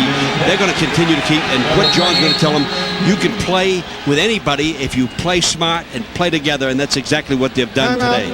It's hard to get people to believe that. But it's a great credit to him and his coaching staff to get those people to play a half of football like they did. But by the same token, you got to give credit to the kids because they've made it happen. You know, it's funny. It's been an odd first half, and I think that is reflected by the moods of the teams in their respective dressing rooms, because the team behind Pitt will probably be happier in their dressing room than the team ahead, Virginia Tech, will be in theirs. You got it. Now, what we have to do, here's the halftime thing that you can promo here if you want. Why don't you take a whack at it, How Coach? about John Sanders in the studio with scores and highlights and what's a Hokie and the Big East report coming up? Go get him, John, as soon as we get a quick punt out of Nate. Good thing I'm not worried about job security. Look out! The Hokies looking for their 5th block punt of the year. And that should do it for the first half. Now color it positive for Pittsburgh. Twice they took the lead at 3-0 and at 10-7, but both times Virginia Tech rallied back for scores. So that's your story here at the half. You're set for halftime with John Sanders.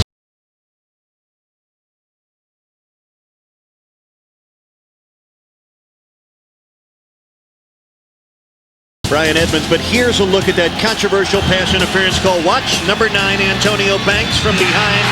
Did he get him? It rubbed out the interception by Torian Gray. Tremendous interception, and as I said at the time it happened, let everybody there decide, the audience himself. I can't make that call. Here's the stats. Brought to you by Discovery Card, proud partner of the Smithsonian's 150th anniversary. How about time of possession? Pitt in favor there. Total yards, Virginia Tech with the advantage, and rushing yards been the strength of this Hokie group. I think the last personality drive that you called it by Virginia Tech made the stats even more nice than I thought that they were.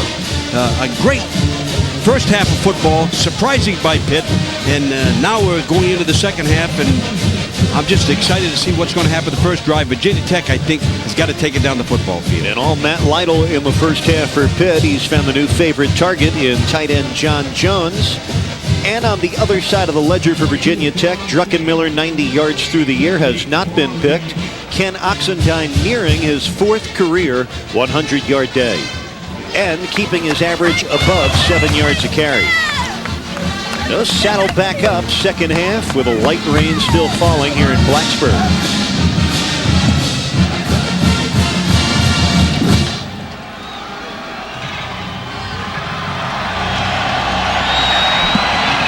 And Virginia Tech will get it first.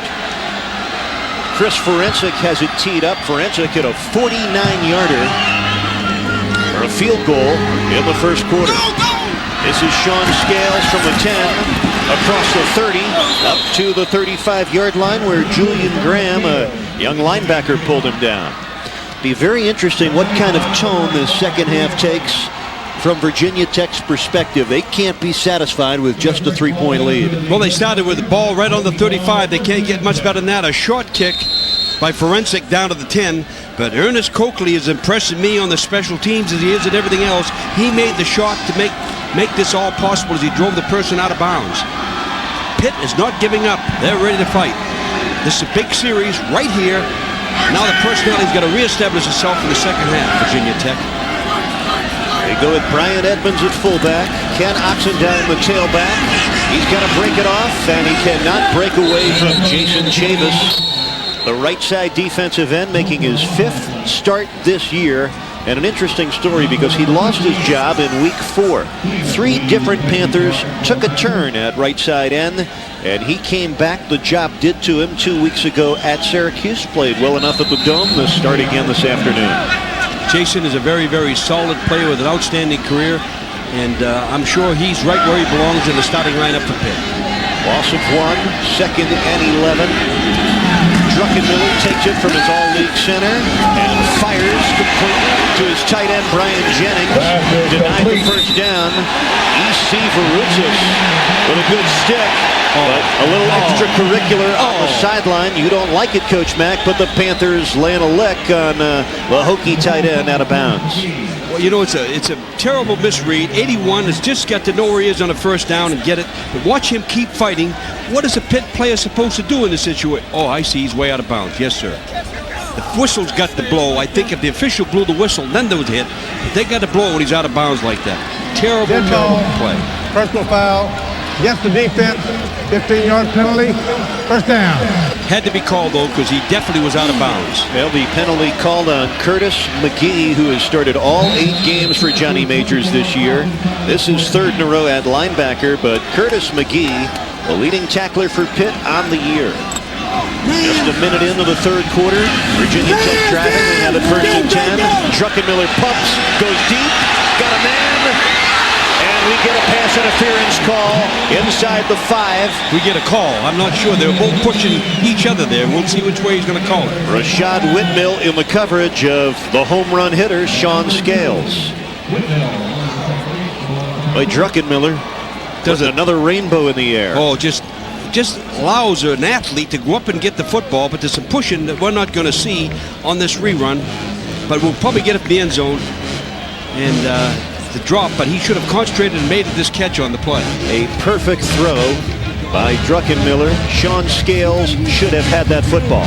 Pass interference on the defense. 15-yard penalty. First down.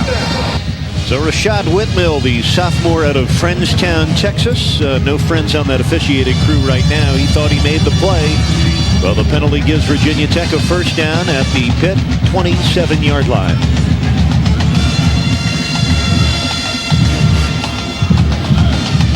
That's one of the things I think that's nice about college and the pass interference rule they have. They don't make it the huge penalty that the pros have in terms of pass interference. Much better for the official calls. Offensive guy tripped up right at the line of scrimmage by Jared Miller, the 5th-year senior who camps out at defensive end. Let's go back to our Big East studio and John Sanders. Okay, Eric, we have a Big Ten update. Wisconsin playing at Michigan State this afternoon. Michigan State driving down toward the end zone. Setting up is the quarterback, Todd Schultz. And we did not have the video there, Eric. We apologize. We'll get it for you and come back later. All right, John, we'll get right back to you. Oh, this drive for Virginia Tech, they have 10 yards in plays, 30 yards in penalties. Going deep for Cornelius White. No flag and no completion. Curtis Anderson step for step with a senior from Pendle, Pennsylvania, Cornelius White. Sean Scales broke into the post on a dragging up, and Sean was wide open, and Jim Druckenmiller didn't see it and threw the ball outside to Cornelius White on the play, but it was just a wide open right down the inside on the play. I guess Jim was keying the other man on the outside. A big play here, 3rd down and 10 for the Hokies, leading at 13-10, first drive of the 3rd quarter. Druckenmiller, a bullet, and it's dropped by Sean Scales. Now we're in the second half. All their movement down the football field, primarily by penalties. They've got to take the field goal. A rather sloppy opening to the second half as far as Virginia Tech is concerned. And again, we're talking about drop passes and misread of keys. Sean Scales has dropped 2. Like a team that has accumulated some rust with 2 bye weeks in their last 3. This will be a 44-yard attempt for Shane Graham. Graham, a freshman. And a freshman high school teammate of his holding for him. They're going to put the Hokies up 6. He does not do it. Missing wide to the right. So it stays 13-10 Virginia Tech with Just over 13 minutes left in a surprising football game here in Blacksburg. Nobody figured the Panthers would have a shot, but they're down by only 3.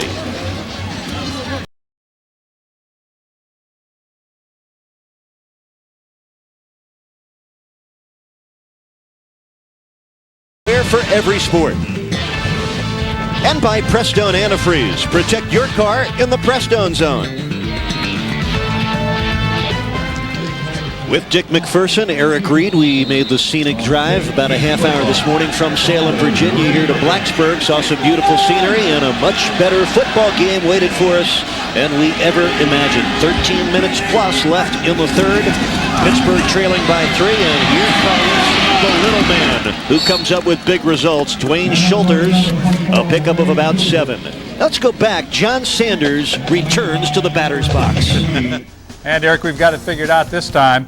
This is quarterback Todd Schultz looking deep for Cedric Irvin, who had lined up at a wideout. It's a touchdown pass and a 20-13 now. Michigan State lead over Wisconsin, 13-10. The Hokies lead. Let's go back to Blacksburg. Thanks, John. I'll tell you what, John Sanders, it's World Series time. He's our cleanup hitter, Coach Mack. Dwayne Schulters on 2nd down and 4 gets almost enough for the first down, stretching across the 35 near the 36-yard line. Schulters, a man with 4 speed in the 40-yard dash, and he's been a very pleasant surprise out of Canarsie High School, Brooklyn, New York. What Frank Beamer didn't want to happen, was worried about, all the coaching staff is happening now. Pitt stays excited. The thing that John Majors, just give us some hope, and that's exactly what they're getting all day long. Here is a short yardage situation, and they're going to get pumped up again. Didn't get it. Needed a short 2, and maybe got back to the line of scrimmage. Big pileup of maroon shirted uniforms. I think the first guy to get there was the blitzing rover, Pearson Prelo. Is there anything better than a 3rd down and 1? And see how everybody gets juiced. They made a stop. They gave some life to Virginia Tech, forcing Pitt to punt. And now Nate Cochran comes in, and let's see what he can do with that marvelous foot of his, because the last punt he had really put poor field position for Virginia Tech. What a weapon he is. Well, you may have problems on one hand when you bring your punter to media day, but Cochran is a star performer for Pitt. Angelo Harrison on the 1 bounce takes a 39-yard punt, 6 yards back. Still early in the third quarter. 11 minutes and 23 seconds still left in this third frame, but only a 3-point lead for the heavily favored Hokies.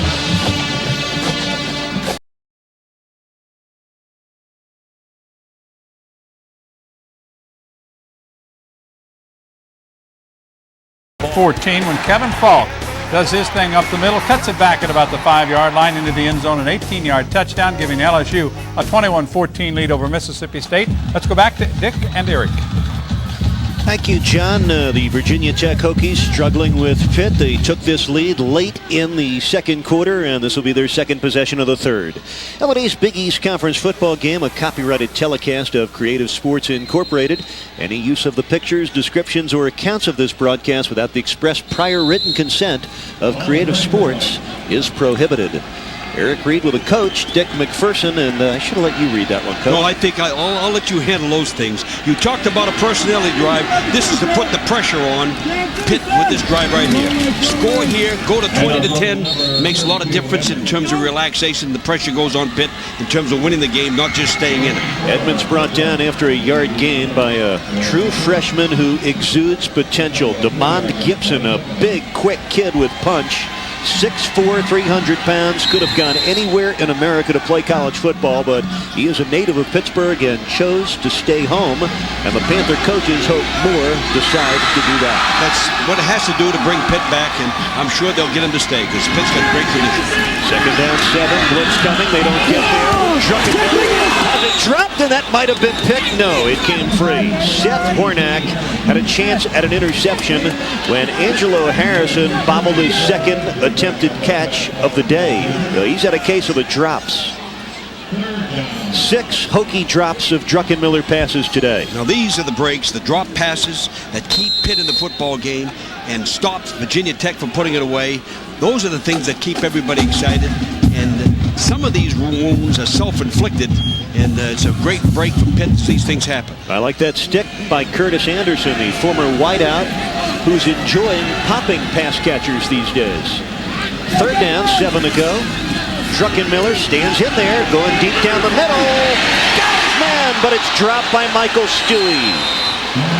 Michael Stewie was running with Rashad Whitmill, who somehow was able to break it up. Stewie, usually a very sure-handed receiver. That's the second one he's let get away today. You see, we're talking about the guy, old Mr. Steady, Mr. Sure-handed. On this day, Virginia Tech is struggling because the guys they go to make the play when it really counts, and Michael Stewie's one of those guys dropping. And those are the tough things that happen. And now they're forced to punt again and give more life to Pittsburgh, and they're really in this ball game as we're rapidly going to halftime of the third quarter. Believe it or not, John Jenkins, as a punt returner, has been Pitt's catalyst this afternoon. This time he's got a call for a fair catch, and with Pearson Prelo breathing right into his face, Jenkins makes the fair catch after a 43-yard punt. Another update waiting for you from John Sanders.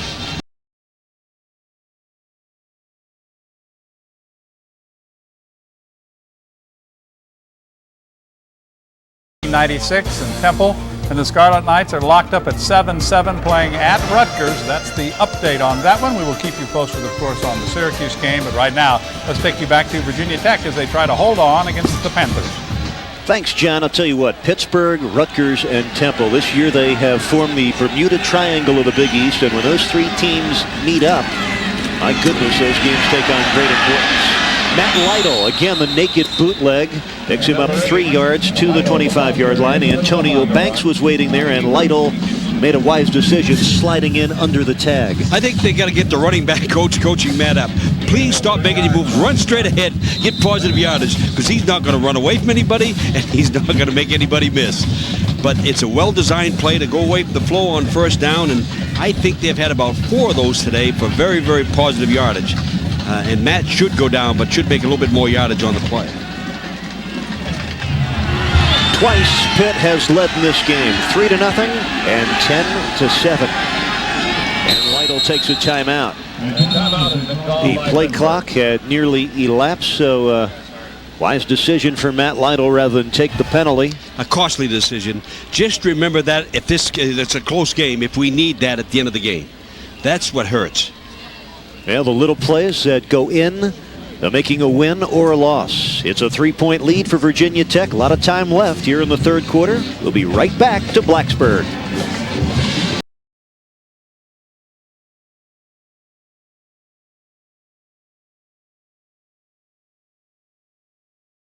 Kevin Falk again powers his way into the end zone.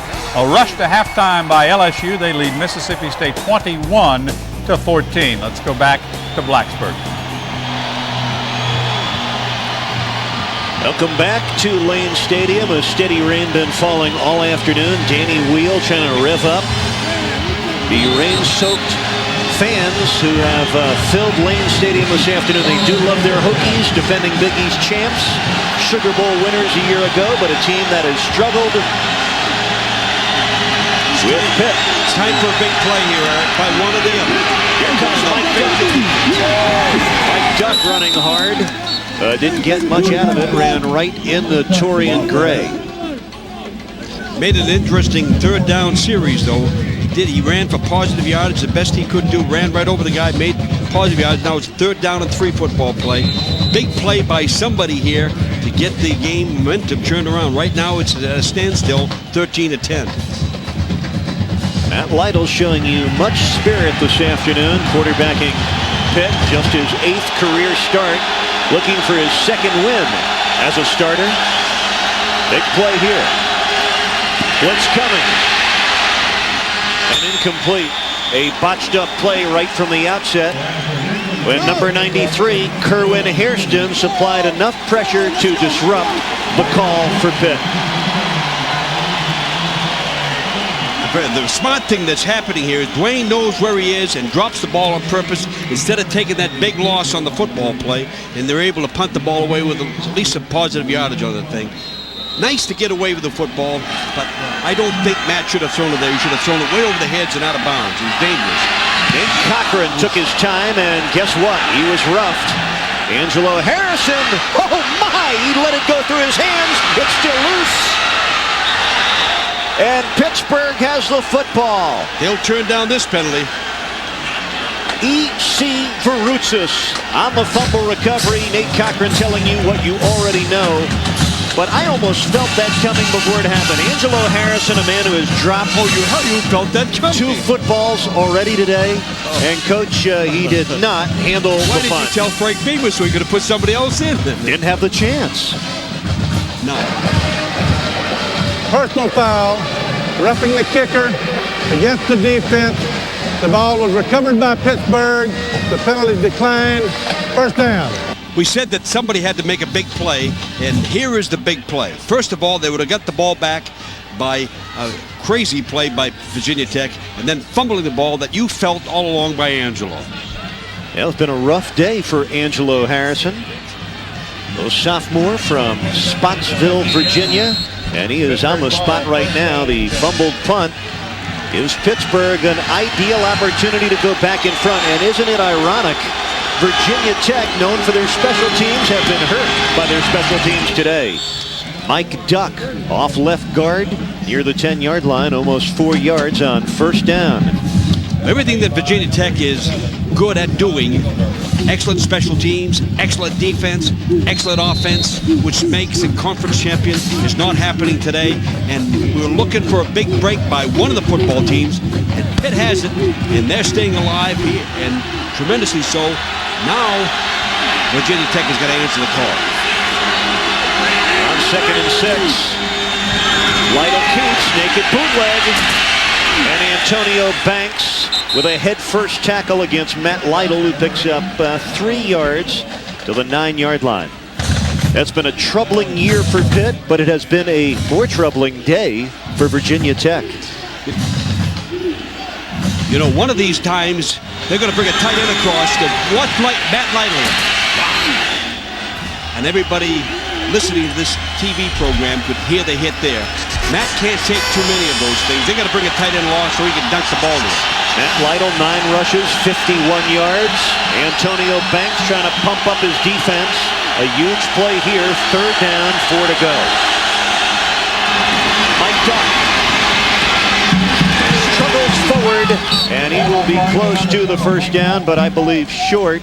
An excellent second effort for Mike Duck, following his fullback, Chris Beasley. And we'll see where they didn't give it to him. They moved it back on him, but I thought he leaped forward across the line. And Pittsburgh looks to go for it on 4th down and less than a yard. They're not going for the tie here, huh? Well, why not? Your team is 2-5. You have struggled all year. Put the points on the board. This is a guts call by John.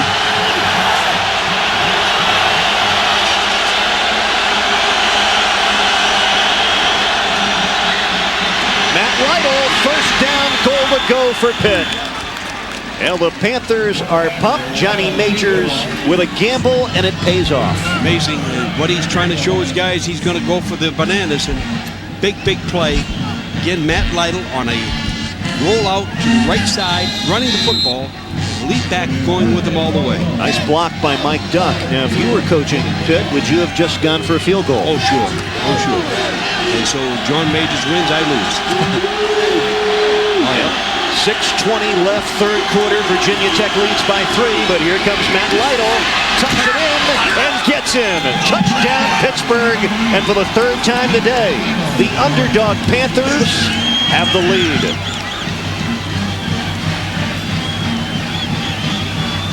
Now, Matt Lytle is carrying this football team offensively almost by himself, and it's a great credit to what a battle he's going to be soaring that airplane coming home. But Pitt's gone ahead in this football game. Here we are in the 3rd quarter, and I think we're going to get a rerun of the play right here. Same play that they just ran to the other side of the football field.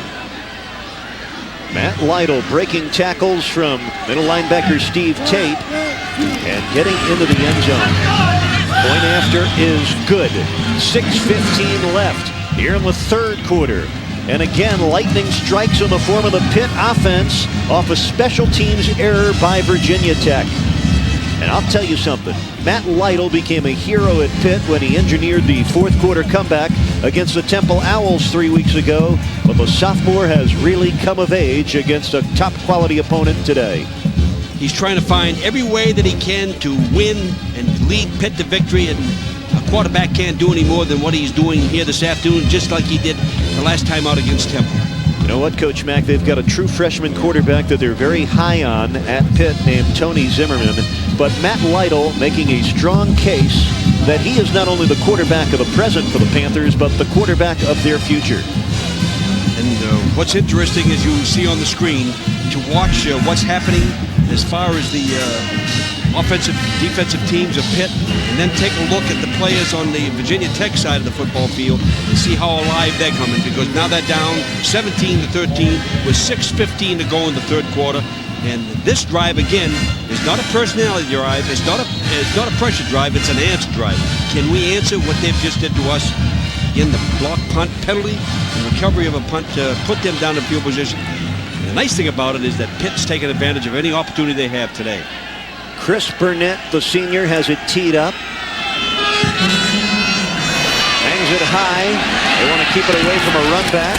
Taken on the run, and right down goes the ball carrier, Cullen Hawkins. From the 32, that's where Tech will take over as we send it back to John Sanders. And from the studio, let's update the situation at Rutgers. Mike Stevens' 14-yard touchdown pass has given the Scarlet Knights the lead for the first time this afternoon, 14-7 over Temple. And Pitt has the lead for the third time as we take you back to Blacksburg. Of course, the only Big East win that Pittsburgh has to this point. Their thrilling comebacker against Temple, 53-52, when Matt Lytle rallied him from 19 down in the game's final 10.5 minutes. Hokies have been terrific in the conference last few years. They got their hands full right now.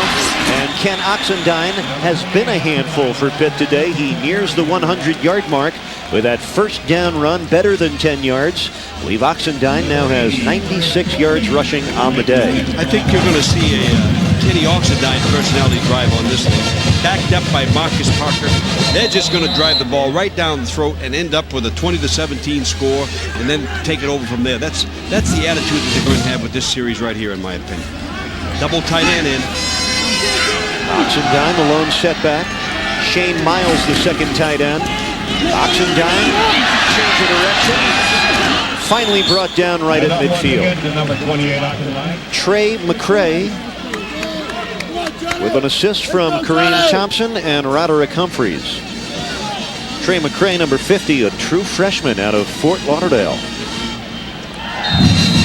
Now again, the slippery turf is hampering both football teams, but he had a great cutback hole there, but just couldn't get to it. But to show the diversity and the talent level of Virginia Tech, Oxendine comes out and Parker comes in and keep the same kind of a momentum going with another great running back for Virginia Tech. Brian Edmonds, the fullback, runs right into Roderick Humphrey, but powers ahead for a Virginia Tech first down. Now the ground game on center stage for the Hokies. Ken Oxendine already over 100 yards, his fourth career 100-yard game, and he sits down while Parker and Edmonds carry the load. Yeah, they're saying, listen, we're coming after you, Pitt. You're not going to beat us today. 32 runs, 28 runs, 34 runs. It's a personality thing again. I'm glad you came up with that term because I like it. Oh, Coach, happy to oblige. From the 43, Marcus Parker straight ahead. And Parker gets to the 37-yard line. Brought down by E.C. Varoutzis and the active one, Ernest Coakley, who has really made a nice splash in his first Big East season. Pickup of 5 on first down. Out of the no huddle, this is Edmonds. Edmonds to the 35, a pickup of 3. John Jenkins in on the stop. Look at Frank Beamer on the sideline. If you don't think he's tough, That's the personality of the football team, and he's in a tough mood right now. He wants to drive it right at him, right down the throat. Third down, and they have no huddle offense. Look how many running plays they've been able to get off in such a short period of time. And here they are on the 35-yard line with a critical third down situation. Marcus Parker, the eye tailback, his turn. And he rips off a big one. Down to the 23-yard line, an 11-yard gain for Marcus Parker. They move the chains once more. Now you talk about the unselfishness of Brian Edmonds. Watch him lead this football play. Watch everybody block, skipped off to the inside. Washington moved back to the outside. And now the first man that hits him is number 15, the safety. And he doesn't like it, and it doesn't spell good things for Pitt when the safety 20 yards downfield has to make the hit. 11 carries, 65 yards for Parker this drive, all on the ground. 6 consecutive rushing plays. Make it 7. Parker, gaping hole. Marcus Parker down to the 8-yard line, a 16-yard gain for Parker. And number 15, John Jenkins. So give him 80 yards rushing today. Now again, here comes Marcus Parker. He's moving, running right down the football field. He's trying to juke somebody. You don't juke defensive backs, you run over them. You juke linebackers and linemen. And Marcus didn't do the job there, but he really moved the football. Another first down inside the 10-yard line. And double tight end again. And it was another tackle by the free safety, John Jenkins.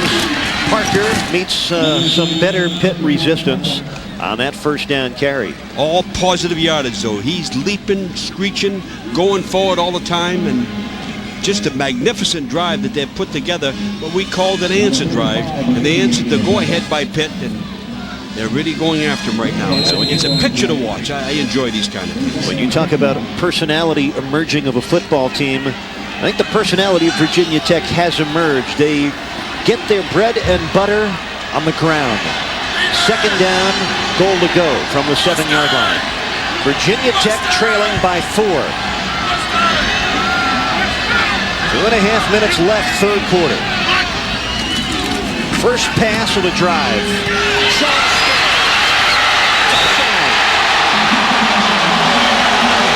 You said it all. First pass of the drive.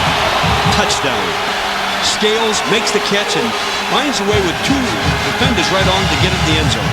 His second Virginia Tech touchdown in the last 2 weeks. Caught one for 64 yards against Temple. This is a big one. Watch the people come up to try to make the hit right on the thing, trying to keep out of the end zone, but Scales would not be denied. And what a magnificent drive. And the way that Pitt tried to keep him out of the end zone, just what football is all about. They just scored 20-17. Happy times returning to Blacksburg, Virginia. It's been a very difficult day, but Sean Scales reaching out, plucking a Jim Druckenmiller pass out of the air, and the Hokies have the lead back. Let's get another update from John Sanders. Thank you, Eric. And another update on Syracuse-Boston College. A long pass to Rob Conrad sets up this quarterback draw. Donovan McNabb into the end zone. And for the 5th straight game, the Orangemen go over 30. They lead BC 31-14. And Tech is back on top as we take you back to Dick and Eric.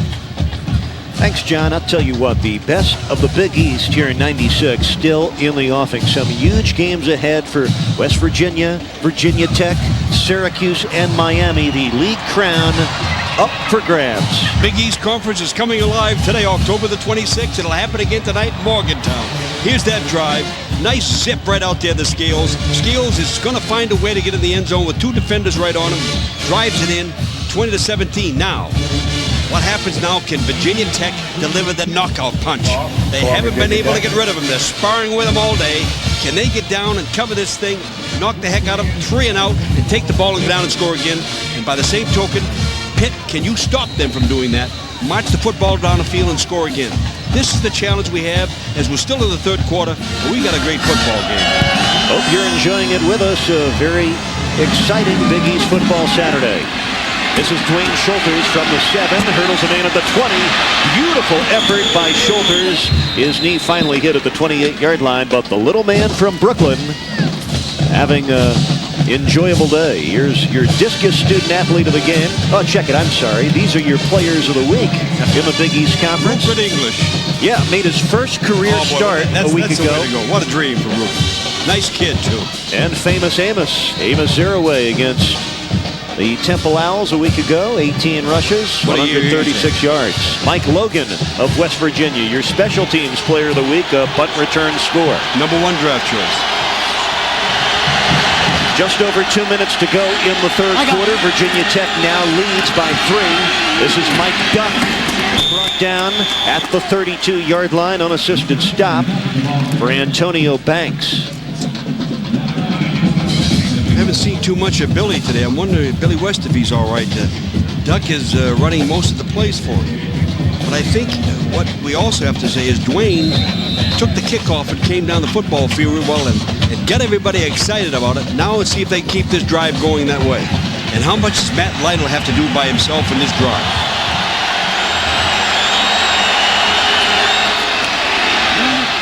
Lytle pitches out to Mark Butler, who turns it upfield. Nice gain on 2nd and 6. He gains 5. That'll bring up a 3rd down and short. He'll need about a yard to keep the football for the Panthers. Those are the tough ones. Mark's got to find a way to be a little bit deeper so we can get the 1st down.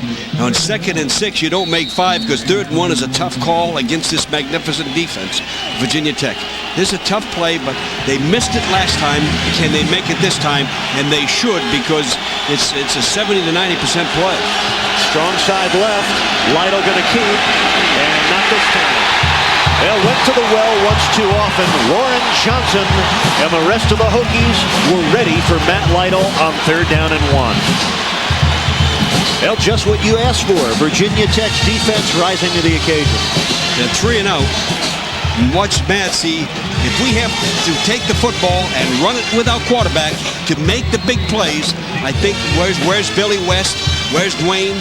Where is everybody? Now Nate has got to take the football and put it down out of trouble for him. Nate Cochran angles it to the sideline, bounces out at the 26-yard line. Well, on my chart that I keep for football games, I have next to Lauren Johnson's name. He will stop you in your tracks, and he did just that a moment ago on a huge 3rd down and 1 run for Matt Lytle. The Virginia Tech defense gives their offense the football back with a lead, and only 14 seconds left in the 3rd quarter. Now, you've had a personality drive. You've had some other kind of drive. Then we had an answer drive. Now what we need is a KO punch. And the KO punch is do what you did just the last time. Punch it right at him all the way down. Look at this defense here. And today going without 3 starters. Cornell Brown, Myron Newsom, and Tony Morrison. But the Tech defense getting better as the game wears on. Kenny Oxendine, over 100 yards on the day, adding a little change to his total. By the way, last time Virginia Tech had the football, Jim Druckenmiller threw a touchdown pass to Sean Scales. It's his 24th career touchdown pass, but just his 6th this season. Well, we are through 3 quarters. We will turn the page to the final period when we return to Blacksburg, Virginia in just a moment.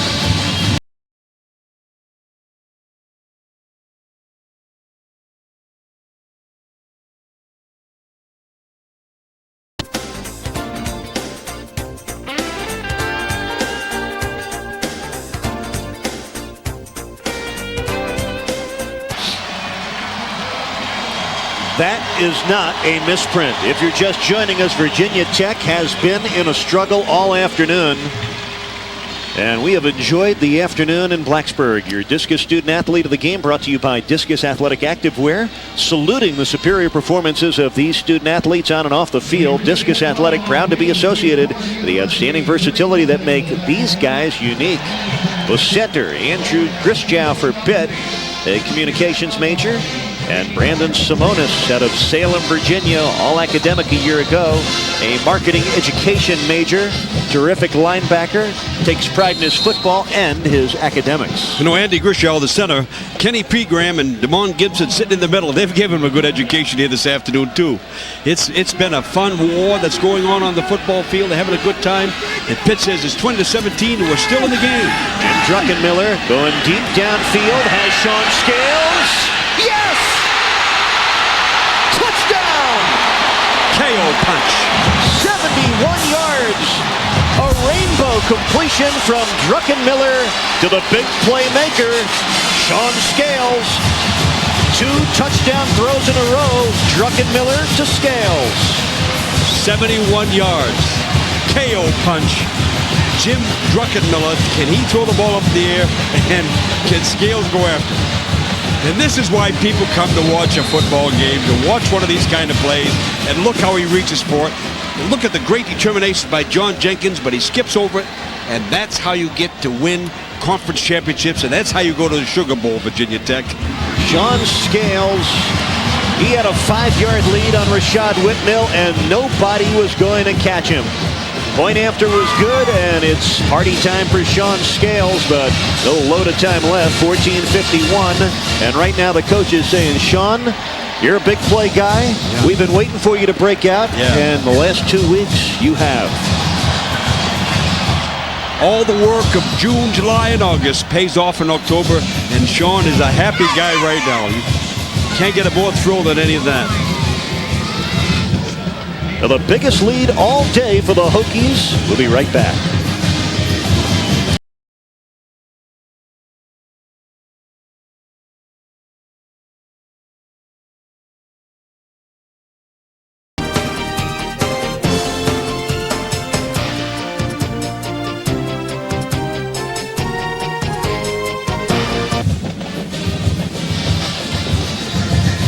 Virginia Tech has done most of its work on the ground, but the 2 biggest plays of the football game consecutively, Jim Druckenmiller to emerging junior wideout Sean Scales.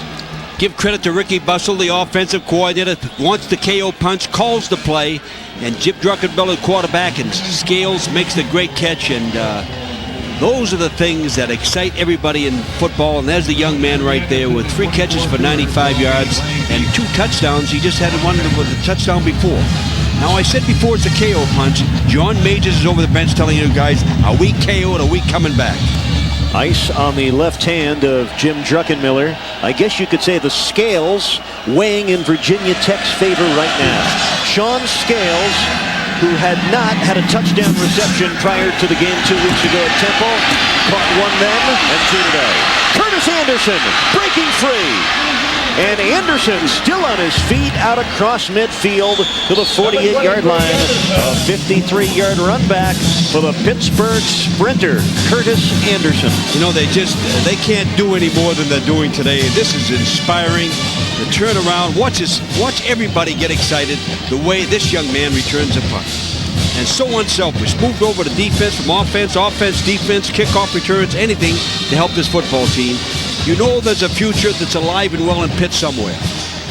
Well, this is the kind of effort Pitt needed to inspire some excitement and momentum and to keep this coaching staff intact. Matt Lytle, a fastball caught by Mark Butler inside the 40 at the 39-yard line. A 9-yard pickup. See, Pittsburgh is still looking for an athletic director. They hope to name one by the 1st of November. And that guy, whoever it will be, has a decision to make. Johnny Majors and his staff still with time left on their contract. They are hoping they'll get a chance to hang with their program. They feel their best class is their freshman class, and you've got to declare where you stand with your coaches for this year's recruiting. This is the way you get the job right here. Keep playing like this and don't have to worry about John Majors. That's how you do it. Find a way to win. Find a way to battle the way these guys are battling today. And they're looking like a football team against a quality Virginia Tech team. 2nd down and 1 is one of the great situations in football, and they just converted it to a 1st down. Still on the move in a very, very positive 32-plus yard line with 32 yards to go for a touchdown. Just under 14 minutes left in the football game. Hokies lead by 10. A come-from-behind effort for Virginia Tech. Now Pitt must come from the deficit. Lytle, quick out. Oh my, razzle-dazzle goes fizzle. Because the wide receiver was looking to throw the flea flicker, but Leon Murray never had time to load up his gun. Well, you'll see John Jones blocking and running down the football field, but he's not wide open. Torian Gray is right with him, and so he can't throw the football. Here it is, coming back. Excellent football play by the corner coming up on the play. Lauren Johnson makes the hit, but If you take the end zone, you'll probably be able to see John Jones, number 86, going down the football field to make the hit. But he's wide open down there with Torian Gray covering, but they never had a chance to get it off. Loss of 10. Warren Johnson, great play. On Pitt getting a little antsy. They jump off sides. Yes, Lauren Johnson out of Miramar, Florida. I think he's a standout corner. Dead ball foul. False start on the offense. It'll remain second down. Now this is where Pitt has to play with poise for the 61-year-old Tennessee grad. Johnny Majors, his 29th season as a head coach. He's taken 16 teams to bowl games, has elevated and built programs throughout his career at Iowa State, then at Pitt, and then back at Tennessee where he spent 16 years and took the Volunteers to 11 bowl games in his last 12 years there. Forward backwards in this drive. Now they've got to convert. 2nd and 25. Lytle trailing deep for Hoffer. He's out there. It's batted down, and again, number 12. He's been terrific today. Lauren Johnson having a dynamite afternoon. I think that having somebody else come over to help him helps the great play, but I thought that Pearson did a good job on the thing also, but I thought Jake was going to be able to get his hand on this and be able to bring it in. Lauren Johnson stands just 5'10", showing you he has hops. Little vertical leap for Johnson to knock it away. Lytle on 3rd and 25. Pearson Prelo pressuring, marker down, and a nice hit by Antonio Banks on Mark Butler. There is a marker down back at the 30-yard line, and it appears to be against the Virginia Tech secondary. Looks like somebody was holding on to John Jones. It'd probably be Torian Gray. It wouldn't be pass interference because the ball was thrown away, but they would be calling defensive holding if that's the case. The defensive holding in this situation is an automatic first down, which would be a gigantic play for Pittsburgh if it happens.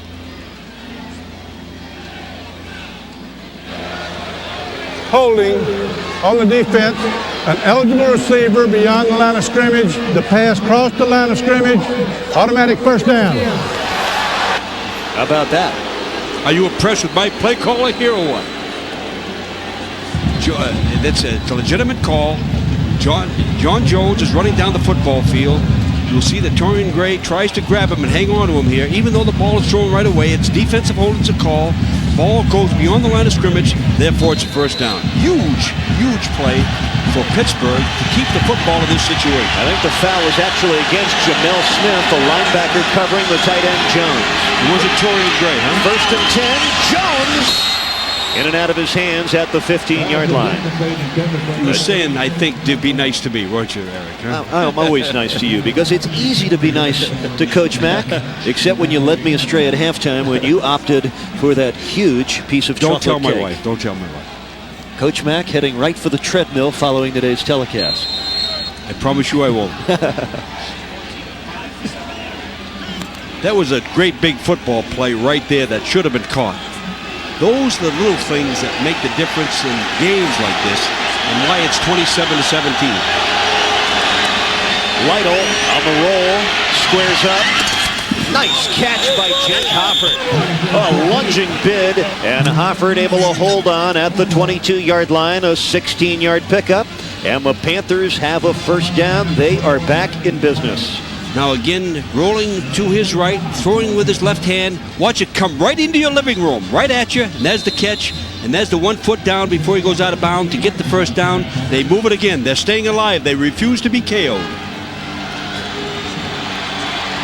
Jake Hofford, who had 7 catches, 148 yards in the win at Temple, 2 catches on their game-winning drive. 1st and 10.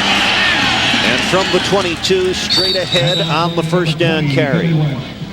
And that was Billy West. You were wondering about him earlier, but all Pitt has done is lessen the burden on West and spread it around a little bit more, but we have seen a little of junior Billy West today. Just 4 carries for 8 yards. Yeah, if he's got it, they better get it to him now. I mean, because he's the guy that's done it before. He's been there. This is a critical situation. If there's nothing wrong with him, get that ball in the end zone, Billy West. Broke his leg against Virginia Tech last September 30th. Changed his career and Pitt's fortunes. Blitz coming. Lytle on launch. Intercepted by Lauren Johnson. Dwayne Schulker's the only man that has a shot. And he drags him down at the 25-yard line. Lauren Johnson with the play of the day. 58 yards on the run back. A ball Lytle wishes he could have back. But what a day for Lauren Johnson. Lauren Johnson is Johnson & Johnson today because of the big plays he's made right here in this third and fourth quarter. He's turned the ball game practically all by himself. Congratulations. But Billy West just made a key block to keep him alive. And there's tremendous pressure on Matt. Didn't get the ball out there because everything's coming right at him in his face. I'll tell you what, I'm sure there'll be some stellar defensive performances turned in this week in the Big East, but throw that man's hat into the ring for Big East Defensive Player of the Week. Lauren Johnson has been everywhere and done everything today for the Hokies, including stopping that drive and giving Virginia Tech a first down and 10, but not much on first down. Loss of 4, maybe 5 yards as Curtis McGee and Ernest Coakley came crashing in. Marcus Parker. That was Pearson Prelude that made the great strong safety blitz from the outside that put that pressure on that caused that interception there. So Lauren did a great job, but we got to give credit to the pressure also. I want to credit Billy West with a tremendous block. I thought he was going to free him up, but they had one more man coming that was clean. Second down, 12 to go for the Hokies, who are using their defense to ignite their offense today. Druckenmiller swings it out to Parker. Gets a good block. Parker knocked off his feet at the 15, down to the 14-yard line. John Jenkins giving up his body as Marcus Parker, the big 230-pounder, rolled right over him. Now, what you like about Virginia Tech is the coaching of the running back coach that he talked about. What Marcus Parker is doing is to make sure that he moves the chains and runs straight ahead for the first down, doesn't run out of bounds. He moves the chains to get to a first down. That's what is a coach's delight right there. Now, are they measuring it? Don't get me wrong here, because you got to get a first down out of this. But he was going for it, which is really what it's all about. Just the second game of the year for Marcus Parker, and that's John Jenkins. He has been a Pitt hero today with his punt returns, and you saw that shoulder take the brunt of the collision with Parker. And there is Frank Beamer, rated best in the Big East by the Sporting News on game day preparation, motivation, teaching, big games, and overall he has done a fabulous job building Virginia Tech into a national program. He's trying to get a raise, I think. He's not that good. Oh, yes, he is. Now the better days for Frank Look at this Beamer. 31-10. Isn't that beautiful? He got that program established. Took him a long time to do it, but he did it the right way, and everybody's proud of the way he's done it. He got a happy camp and a good camp, and they're really in control here right now. And while I'm doing it, a bunch of Virginia Tech players asked me yesterday to say hello to Brad Page up in Charlottesville, Virginia. Got injured bad, who was in that camp this year. All the kids loved me. He wanted to come to Virginia Tech, and T.J. Washington and all the boys want to say hello to you up there, Brad. Hope you're feeling better and get better so you can come to Virginia Tech someday. 10:20 left in our game here. Let's find out what's happening elsewhere. John Sanders has the update.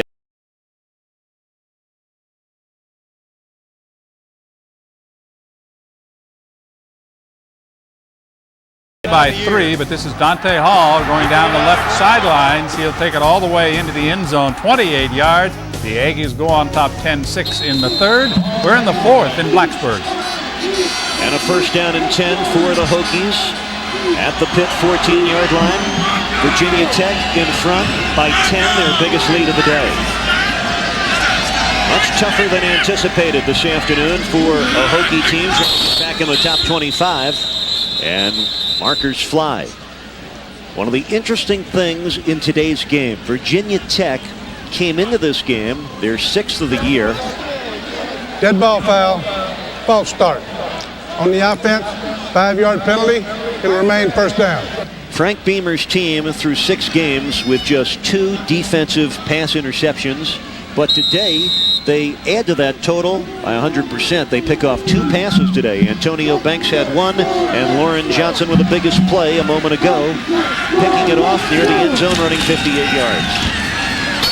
Interesting, before the offside by the tackle, Jim Druckenmiller had checked off to a pass play because they were blitzing, and went back to the power eye this time to run a fullback, but the blitz got him, and so a key play there was the offside, because I think Jim had checked off and had a guy pretty well wide open if the play could have got off. Jim Druckenmiller, one of the nation's strongest quarterbacks, a weight room warrior.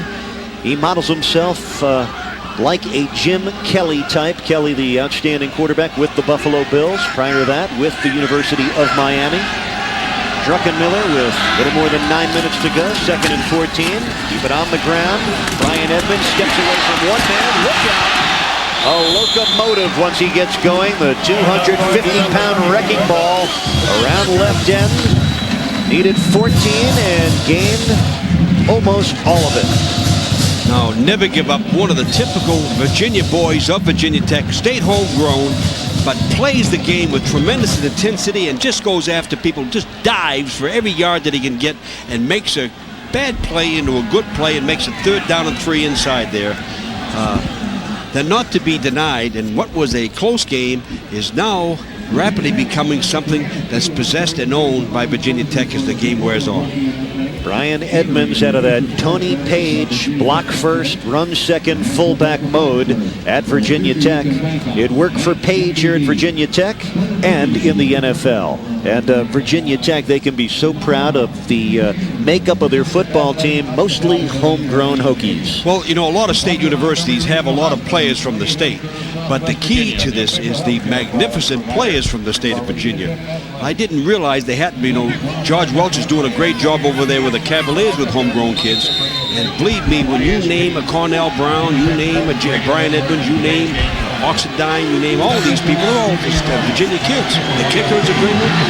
So congratulations to high school coaches in this state also. 3rd down and 3. Marcus Parker close to the 1st down. Curtis McGee got there first, jumped on the back of Parker, and they will come up about a yard shy of the 1st down. Give McGee credit. He missed all of last year with a knee injury. He was just shaken up a moment ago, but hanging tough. Curtis McGee and your Pitt Panthers with 8:15 to go. Virginia Tech leading by 10. 4th down and 1. It's not as tough a decision whether you go here now, because you're 27-17, and Frank has chosen to go for it. Keep the ball down in here if he has to keep it down in here.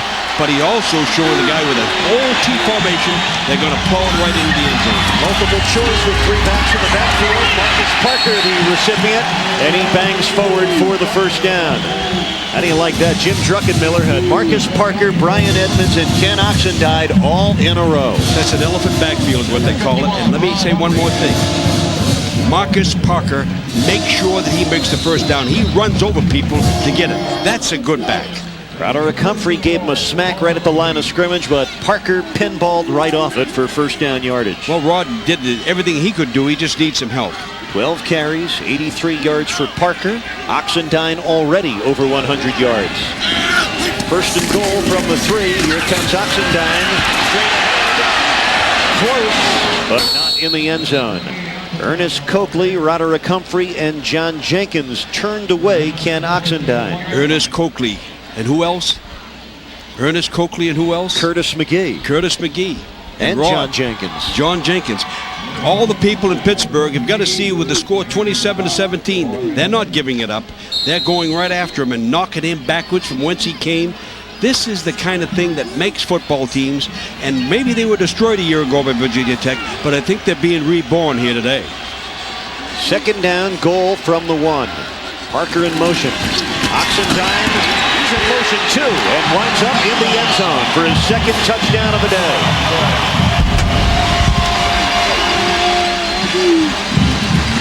Oxendine, he scored Virginia Tech's 1st touchdown this afternoon on a 6-yard 1st quarter run. He gets in for the 2nd time of the afternoon. His 11th touchdown in the last 13 games. Now, watch him again. We talked about Marcus Parker before. Coakley's there to make the hit, but he carries him right into the end zone and makes sure everything's going. And now the smiles are on the McKinney. And they feel good as it goes. And the great kicker from right down the road here, a freshman, puts the thing through the upright, 34-17. And it looks like a happy night for Saturday night, Blacksburg, Virginia. Well, the Oxman, Ken Oxendine, 5 touchdowns in his last 2 football games.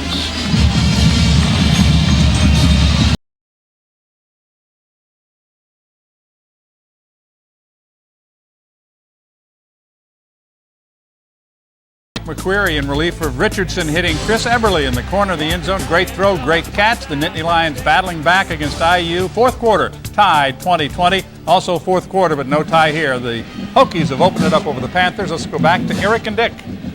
Thanks, John. It took Virginia Tech a while, but they're finally getting it done. They trailed in the third quarter 17-13, but 21 unanswered points for the Hokies. Pair of touchdown throws from Druckenmiller to Sean Scales at 7 and then 71 yards. And then Ken Oxendine, after the interception by Lauren Johnson, just took it in from a yard out. Wayne Schulters gets it back to the 20-yard line. Now, the Panthers have played valiantly throughout the day, but all of a sudden they're down 34-17 with 6:43 left on a rain-soaked day in Blacksburg, Virginia. Sean Scales, 2 weeks in a row, big plays. Oxendine, 2 weeks in a row, over 100 yards. And the ground game of the Hokies, impressive with their depth and skill. You know, that's just exactly what should have happened in the second half. It has. I want everybody to remember up in Pittsburgh way that you're into a high-risk offense with the Pitt right now, trying to battle back to 34-17. So it's either hit or miss as you go down the football field right now. Looks like somebody jumped offside again. By the way, some very loyal Hokie fans donning their rain slickers and braving the elements. Dead ball foul. False start. On the offense, 5-yard penalty. It'll remain first down. 9 Pitt penalties this afternoon, 76 yards. And there you see the multicolored rain suits. Here in Blacksburg, it has rained right throughout the day here in Blacksburg, Virginia. I don't think it's had any effect on the game, though. I think it's been a normal, no wind, rain, warm rain. John Jones hauling it in at the 20-yard line. Brought down immediately by Torian Gray. Coming up next week on your Big East Football Conference Game of the Week, Butch Davis and his Miami Hurricanes. They've got a huge game tonight at West Virginia. And then next week to the Vet in Philadelphia against Henry Burris and the Owls of Temple. If they win tonight, it'll be a David and Goliath affair next week. Ball batted in the air off the hands and shoulder pad of Mark Butler. It falls incomplete with 6 minutes and 6 seconds left in the fourth quarter. The Hokies feel like they're closing in on their 5th win in 6 games. If Virginia Tech holds on and finishes the job today, Jim Druckenmiller and company will improve their Big East record to 4-1, and the defending champs still a factor in the '96 conference race.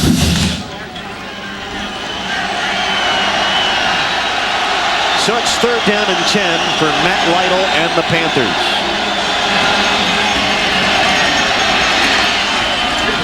John Jones. Well, the tight end has been busy and productive this afternoon. He advances to the 32-yard line. Pickup of a dozen and a first down for the Panthers, and Jones slow in rising. John Jones came into the football game today with 9 receptions. This afternoon, he has caught 6 footballs for 72 yards, and he's a bit shaken up. But the sophomore from Cleveland showing the people in Pittsburgh some promise. I think that he's having a day that gets the heck beat out of him, but he's making a lot of good catches. Makes him kind of feel pretty good as he goes along. He'll be up and going, just needs a little break right now. While John Jones catches his breath, we'll catch ours. Just under 6 minutes to play on a rainy day in Blacksburg.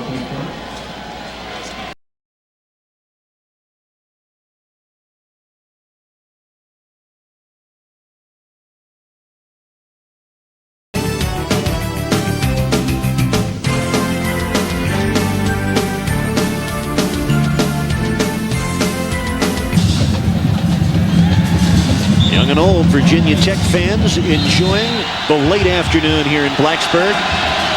Hokies have scored 3 unanswered touchdowns to take a 17-point lead. Billy West has it knocked away. Broken up nicely on the play from Brandon Simonis. He made nice coverage on the back, and I thought he leaned over the guy as he made the hit, but excellent coverage and well-thrown pass. And just get a big first down play out of John Jones, and then throwing it out here, and reaching over the top and making the play. Excellent. But I thought he had his hand on the back at the same time, but not called. Good play. Brandon Simonis dropping into coverage on second down and 10. Lytle in trouble. Lytle is sacked. And all day long, Pearson Frelo, the sophomore Rover, has been after Lytle. That time he got it. Again, I want to emphasize, when you're in a situation down 34-17, your offense is not going to go good. It's a feast of famine thing. All kinds of pressure. They know you got to pass. Everybody's zeroing back. And just remember what they did for 3.5 quarters. When you have to start throwing the football around, nobody wins. And it looks like it's Virginia Tech's game now. And you've got to give a lot of credit to Matt Lytle, because he's hanging in there against tremendous pressure. Third down, 23 for the Panthers. Dwayne Schulters on the draw. And Jamel Smith showing some good things today for Virginia Tech, getting his first start of his career in place of the injured and outstanding Myron Newsom, but they're growing a good young one in redshirt freshman Jamel Smith out of Columbia, South Carolina. And a moment ago, we saw Simonis make a big play. Brandon Simonis today celebrating his longevity, his 30th consecutive start for the Hokie defense.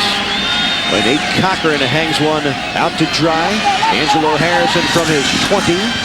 A 12-yard return of a 51-yard boot. Excellent coverage by the Pitt football team. And now they're going on first down. Pitt gets it back. Actually, Virginia Tech gets it back, and will return in a moment.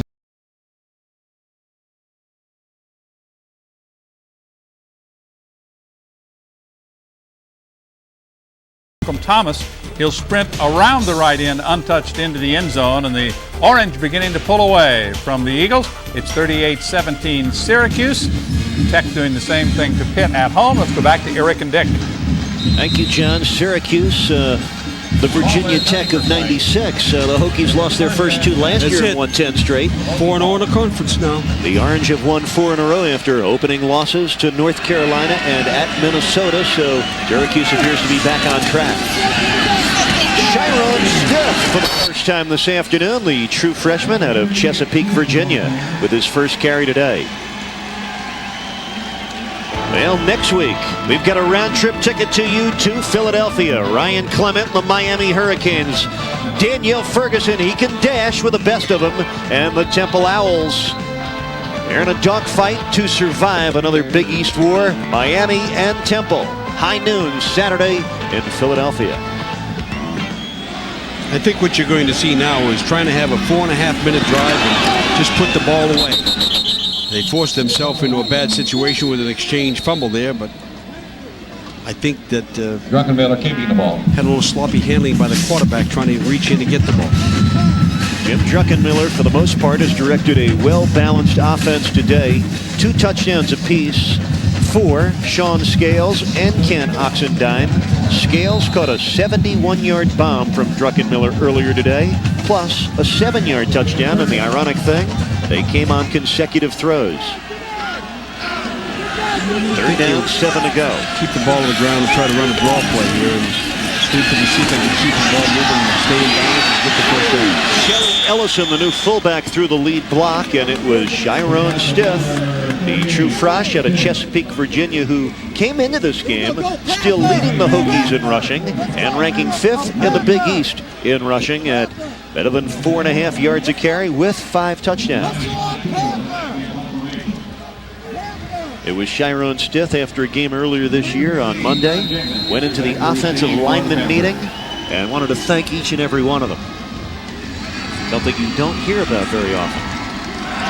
But the true freshman knows where his butter. Oh, yes. He knows who to thank. Knows where the bread is buttered. John Jenkins awaiting the punt with 2.5 minutes left here in the 4th quarter. Jimmy Kibble spanks it. Jenkins waving for a fair catch and makes it at the 20-yard line. So no return on a 40-yard punt. Virginia Tech has this one well in hand. 21 straight points, the knockout punch here in the second half. And 2:14 to go until the Hokies get there.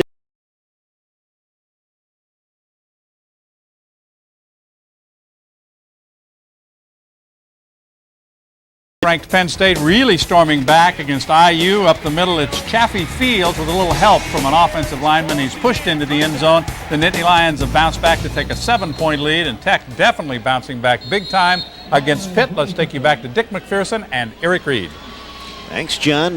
Back here in Blacksburg, light rain still falling as we put the finishing touches on what will be the 5th win in 6 games for Virginia Tech.